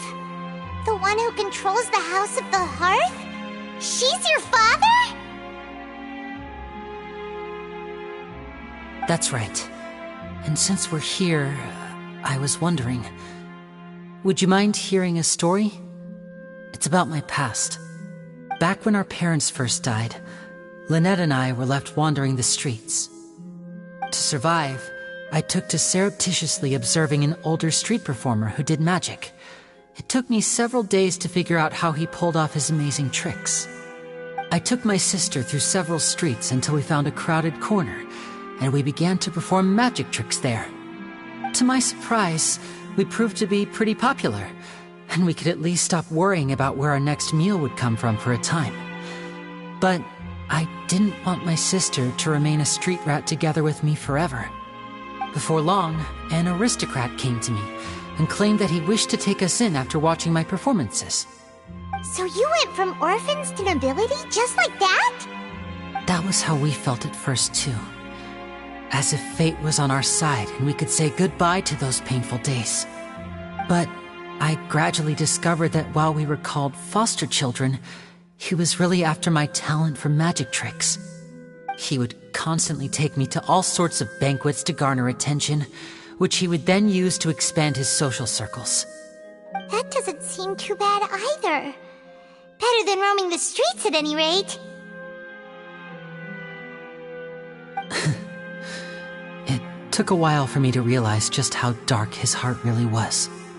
After one particular performance at a banquet, I discovered that Lynette was not on the same return vehicle as me. I waited a long time after we returned home, but she did not come back. I went to that noble's bedroom and asked him about her whereabouts. The answer he gave me was, she caught the eye of the most eminent person at the banquet, so I sent her over as a gift. I mean, you'll be able to perform your magic regardless of who your assistant is, yes? Oh no. So he was gonna... But wouldn't Fontaine's laws deal with such people? As far as outsiders are concerned, this is a relationship akin to adoption or foster care, and they have their ways of escaping the eye of the law. I managed to ferret out the location of the mansion of that so-called eminent person and hurried through the night. But by the time I leaped over the walls, avoided the guards, and made my way in, all I saw was the moonlit ground covered in blood, and the knave standing there in the darkness. So, she'd already taken care of that guy. That's right. She had rescued my sister before she could come to any harm, and had even discovered several girls hidden in a basement, all of them orphans. Father, the knave, might have seen something in me, and so she made me an offer. The House of the Hearth welcomes you, for your interests align with ours. Here, none will ever betray you.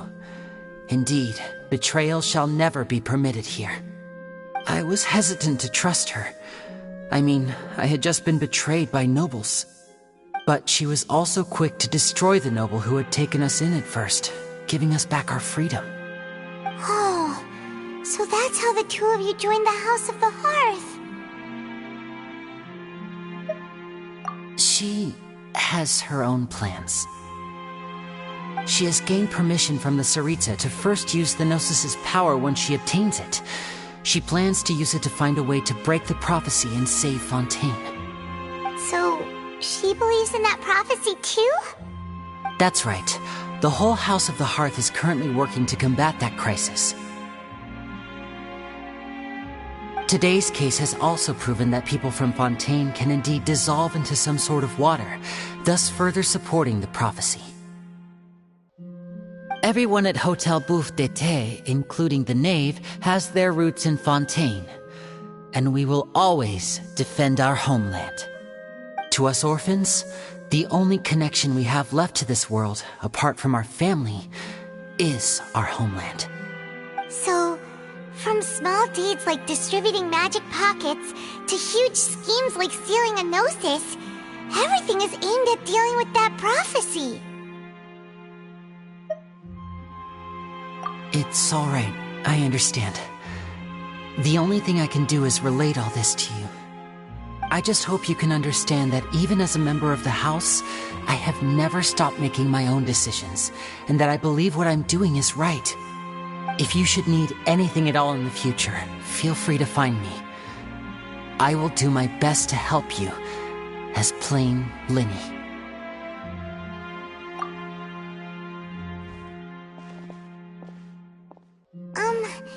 Bye, Linny!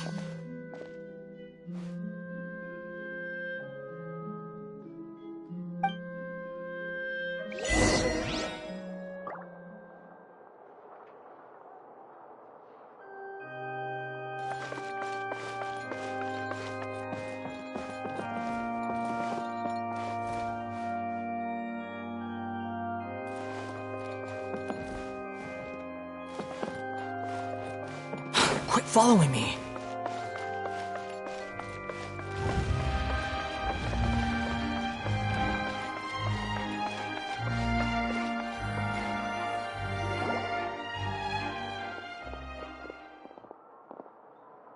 hey there.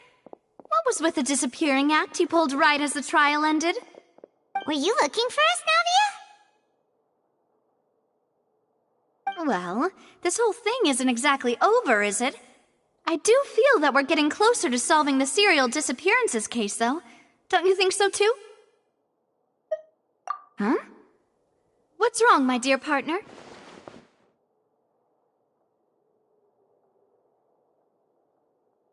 Besides, are you sure we're the ones who can crack a case that's been cold for decades now? And given that there's new evidence from the trial, there should be a trail of breadcrumbs for the Hydro Archon's people to follow now, right? Ah. I see. Well, I won't lie. I'm a little shocked to hear that from you. But I suppose you are just travelers who have only arrived in Fontaine after all. Sorry. I might have been too presumptuous. Don't say that, Navia. Ah, and we were having so much fun investigating with you, too. It was like having new waters flowing into a stagnant mire, causing new hope to spring forth, and the reflection in the murk to become clearer. Sorry about that. I'm a bit prone to nostalgia. Don't mind me. Wait, shall we have a farewell meal? You know, to commemorate our time as partners? Huh? Do we really need to get that formal? Well, guess you really did treat us as partners, huh? Well, I'd just like to have a proper ending to every important memory.